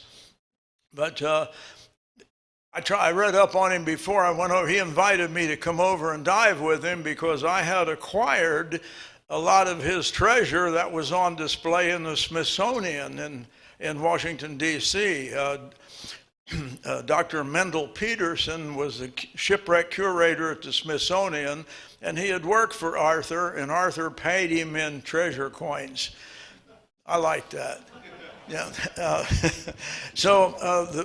The one thing that I thought, I don't know how many of you knew this, but he cleared up one of the great mysteries of our solar system. The rings of Saturn, all the other planets are nice round balls, but the rings of Saturn, and it was Arthur Clarke who figured out what they were made up of. It turns out it was lost airline luggage. So when I read that, I said, this guy's got a sense of humor, usually dry British sense of humor. So he invited us over. I took a film crew from down the Key Largo where I live. And we got there, we loaded all of our gear on it to airport Colombo, Sri Lanka. Used to be called Ceylon during World War II. Beautiful, beautiful country. That's why Arthur Clarke moved there in 1956. Left England, moved to Sri Lanka in 1956, and the beaches are beautiful, the jungles and the mountains, and certainly the reefs. How many are here are divers? Oh, good. Yeah, okay, good percentage. Well, Arthur Clarke started diving in the late 1940s with Jacques Cousteau. He's in the Diving Hall of Fame. I didn't even know that. He wrote a foreword to one of Cousteau's books, and Cousteau wrote a foreword to one of Arthur's books. It was Arthur Clarke who came up with the idea to put the big tank in Huntsville, Alabama, where they train the astronauts. Well, that's why he wanted to be a diver, because it was the closest thing we had to outer space. So in 1946, Arthur Clarke announced to the world, he announced, in the very near future, we're going to be talking from one side of the planet to the other by bouncing our voices off satellites in outer space. 1946. And the people said, you're crazy. And he said, yes, but we're going to do it anyway. The orbit the satellites travel in, you wouldn't have one of these without Arthur. The orbit the satellites travel in is called the Clarke Belt. Imagine that. He was friends with every astronaut and cosmonaut in the whole world. We wanted to go back. We made it's 22 minutes, but it's like for a half-hour show with two 4-minute commercials. In fact, I'd be happy to leave one with Neil, and one of these meetings you can put. It's only 22 minutes, but I guarantee it's Arthur Clarke like you've never seen him before. They were filming one of the Indiana Jones movies, and Steven Spielberg and Harrison Ford used to have dinner at Clarke's house every night. And Spielberg was so taken by it, loved filming there, he said that Sri Lanka is a movie set built by God, and that's why they film over there. We have Spielberg, George Lucas, and Gene Roddenberry, all three. We've got them all on tape saying, without 2001, there wouldn't have been any of that. No Star Wars, no Star Trek, none of that. But it was Arthur Clarke and 2001: Space Odyssey. The first time I met him, I was there for 2 weeks, and we were filming, and I got to dive with him. And Arthur Clarke had never made a dive to 100 feet before, so he said he wanted to go to 100 feet. We said, well, okay, we can do that. And I had my cameraman with me, so we're gearing up. And I look at my cameraman, there's blood coming out of his ear. And I said, dude, you better not go to no 100 feet today. So he had to sit down, but he handed me his camera. He said, you know how to use this? I said, no. But he gave me a quick 5-minute lesson. So Arthur Clarke and I made the 100-foot dive, and I filmed him. You'll see that in the DVD. But there's one picture of him sitting on a big anchor from a sunken ship down there, and on a couple of the sunken ships. So, that's the only time I ever used a camera underwater. But as soon as we got back to the boat, my cameraman grabbed it and he started looking. He said, "Oh man, that's pretty good. That's pretty good." And it was pretty good. Arthur had to have tea. All them Englishmen have to have tea after they do anything. So he's sitting down, he's sipping his tea, and he said, "And it was 100 feet." And I said, "Yes, sir. I've checked it twice." And he said, "Well, it was beautiful. It was clear." He said, "Beautiful. If I never do another dive, that'll be a good way to go out." Strangely enough, that was his last dive. And I just can't tell you how overwhelmed I was. What an honor. I've never did any of it, and that was the only time I ever did. Turned out it was Arthur Clarke's last dive. And you'll see him in that because that's where he says it was beautiful. If I'd never do another dive, it'd be a good way to go out. So there was so much more. I got to sit in the office with him a lot. And well, I saw a BBC film while I was over there, and it was Arthur Clarke and Stephen Hawking. And they were discussing for 1 hour, discussing black holes in baby universes. You know, I sat there going, I didn't understand one word that either one of those guys said. I mean, I told him later, I said, "Well, I saw the Disney movie, The Black Hole," and he went, And I have no idea what a baby universe is, but I know there's a lot of smart people here tonight. Does anybody know what a baby universe is? Come on, somebody. No? Oh, well, no, you're as dumb as I am, I guess. Anyway, Clarke would have a way when you're talking to him, if he saw you didn't catch on to it, well, he could step it down a notch without making you feel too stupid. And he did that to me a lot. But but anyway, we hit it off good, and we were friends for 16 years, the last 16 years of his life. He came to Orlando, Florida 1 year. I went up and met him, spent some time with him. Also in his hometown was Minehead, England. And they were having what they called the Space Age Festival, Arthur C. Clarke. And I read everything that was going on in there. I said, "Hey, his sunken treasure," not so.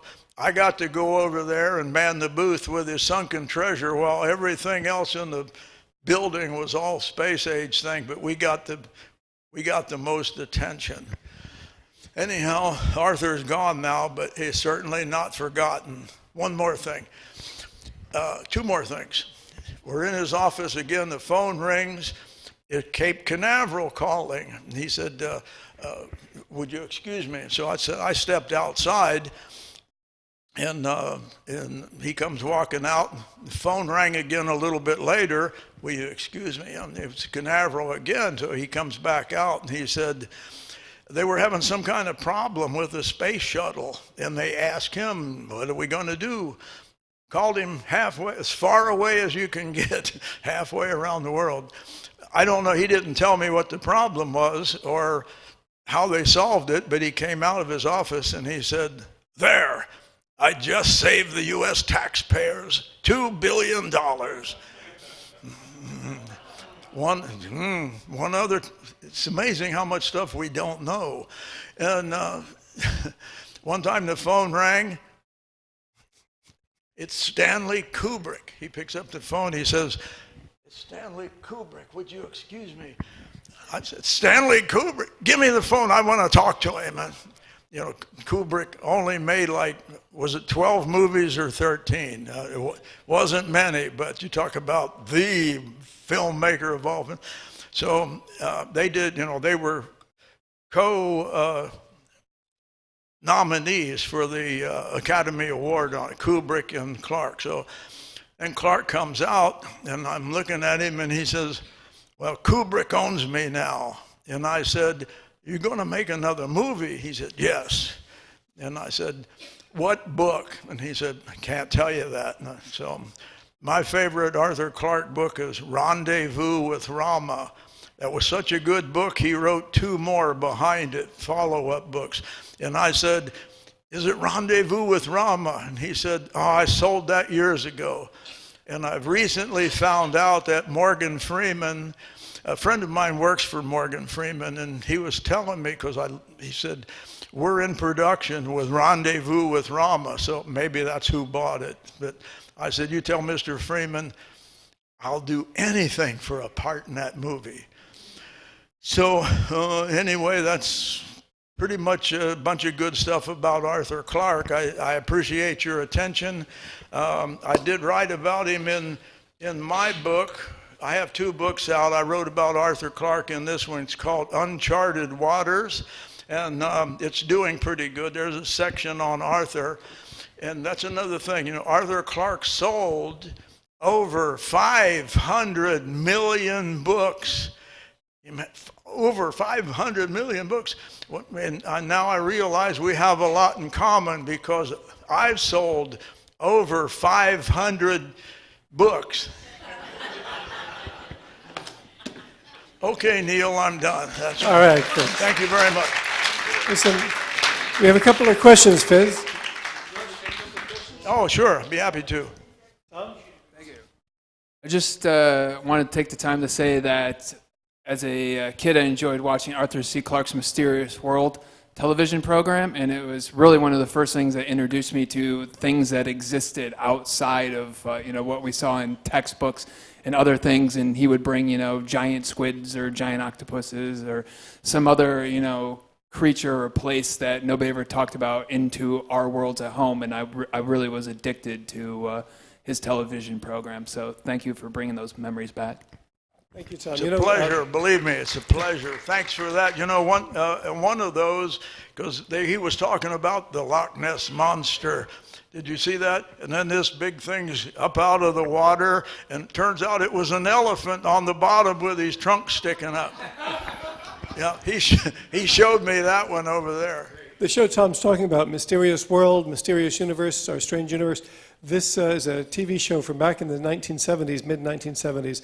I remember watching that as well. And we've purchased those DVDs, and we're going to be watching them here at the church on movie nights in the future. So thank you for bringing that up. Yes? Thank you for what you do. Simple question. You mentioned that Arthur C. Clarke, he loved tea. He was an Englishman. The question is, what specific kind of tea do you know? Or Earl Grey, or I don't know. He's an Englishman, all right. That dry British sense of humor, but he was a communications officer in World War II, and scientific, smart, and nice, all-around nice person, too. Thank you. Okay. Neil Armstrong was on the phone one time, wasn't he? Oh, yeah. Buzz Aldrin called us up. Buzz Aldrin called me, second man on the moon. He said, are you going over and dive with Arthur? Yes, sir, Mr. Aldrin, we are. He said, can I go with you? And I said, no, we don't want you. Of course you can. Excellent. Well, we look forward to having you come back again, Fizz, and tell more of your stories and have you come to more of our services. Excellent, excellent. All right. So we were actually going to watch one of those Mysterious Worlds tonight, but we've taken it off the agenda as we've gone over time. But I do have a short video that I would like to show, and this is a video about Arthur C. Clarke, and I think we're ready to go. Okay, let's cue the video. This will tell you a little bit about Sir Arthur C. Clarke.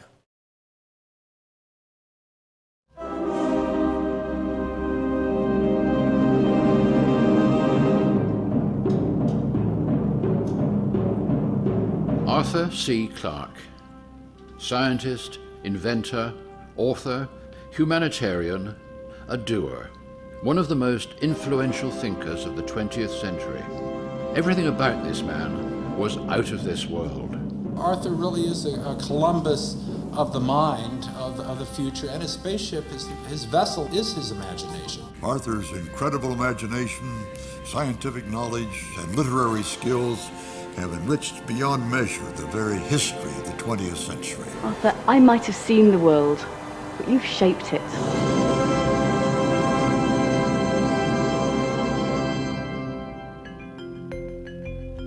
Sir Arthur, as we know him, inspired many and contributed much to life as we know it. To life as he predicted it. If we're exploring space now, then obviously superior intelligences must have been doing this for millions of years.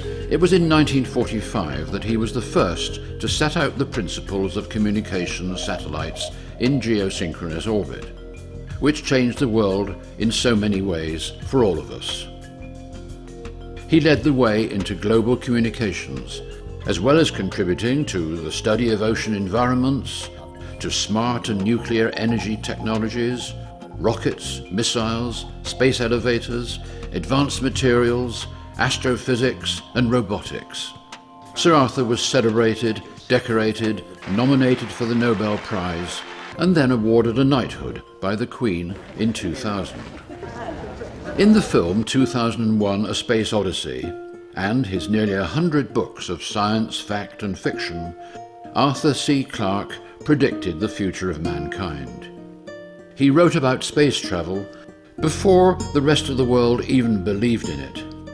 He saw many of his predictions come true. The success of 2001 was a great surprise. It may be something to do with the timing. It came out just before the first Apollo flight around the moon, and then of course the landing on the moon in July 1969. But never underestimated the wonder of discovery.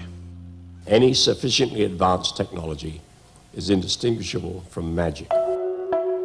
And if you want examples of that, look at around your house, look at the pocket calculators, look at the television set. Almost half the gadgets in your house would have been pure magic. Even to Edison, who lived well into our century and made, of course, many of the devices which we have. Pure magic. That's what Arthur Clarke predicted in his article in Wireless World in 1945. Anticipating the launch of hundreds of satellites that today provide us with telecommunications, internet access, and over 10,000 television channels. In the mid-60s, he predicted that sometime in the not-too-distant future, a person with a small handheld device will be able to talk to and see pictures from any place on Earth. This was not taken seriously at the time, but just look at us now. As I approach my 90th birthday, my friends are asking me how it feels to have completed 90 orbits around the sun. I actually don't feel a day older than 89. 90 orbits around the sun then, wasting not a precious moment, catching the imagination of the Apollo crews, stretching the curiosity of the millions who watched his TV programs, and inspiring all who read his books. Arthur C. Clarke pondered the universe. This farmer's son from Somerset in England delivered newspapers in the early morning light. He used the front wheel and the handlebars of his bike to mount his first handmade telescope and made a map of the moon. He experimented with rockets at 13 years old, developed sound transmission using light waves at 17, and later, while serving in the Royal Air Force in the war, he worked on the development of the first blind landing radar system, which led to today's automatic aircraft landing technology. Sir Arthur never stopped imagining, inventing, inspiring.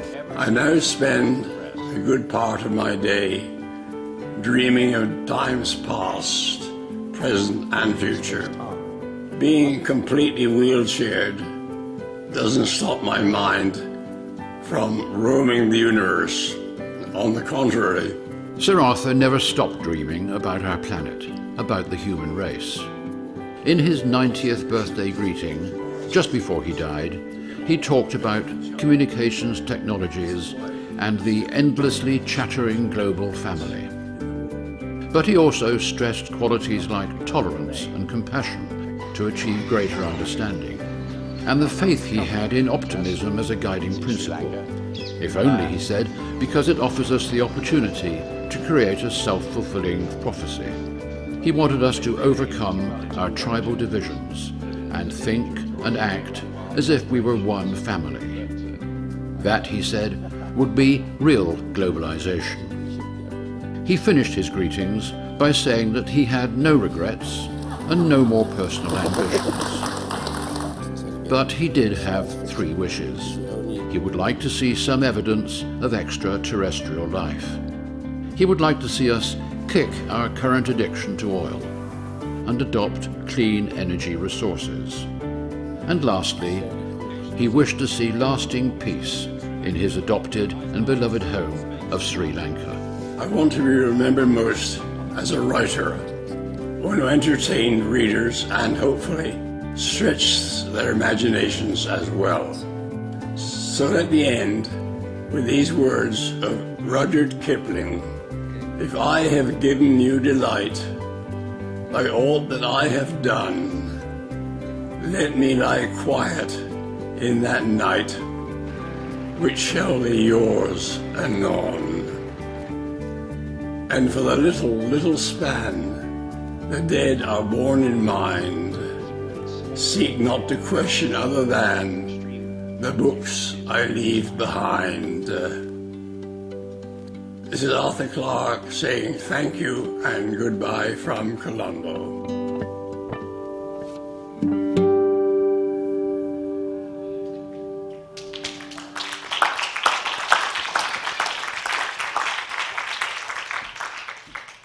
So that gives a little idea on who Arthur C. Clarke was, and really was a remarkable man. There's something called the 3 laws, his 3 laws, and I'd like to recite those before we close tonight.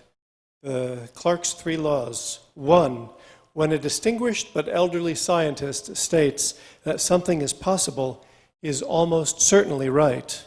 When he states that something is impossible, he is very probably wrong. Number 2, the only way of discovering the limits of the possible is to venture a little way past them into the impossible. And 3, any sufficiently advanced technology is indistinguishable from magic. Those are the Clarke's 3 laws. And what we're doing here at Perpetual Life is perceived by most of society as impossible, and all we need to do is venture out a little into it to make it the possible, to reverse aging and to live for hundreds of years rather than just 100 years as our limit. So we can live limitless lives, and so we bring Arthur C. Clarke in to the Church of Perpetual Life as someone to follow and to guide us that way. So I'd like to invite you back to our next open mic night next month, the 4th Thursday in August the 25th? Okay, whatever the 4th Thursday in August is, we'll be here again. Bring some more questions, and we're going to try to put a movie in on that night. So we'll see how that goes. But we also have all of the food that you brought for our potluck here. So we have still continuing social time downstairs where we can get together and talk and chat and discuss ways of age reversal and living healthy lives. Thank you for coming, and we'll see you again next month.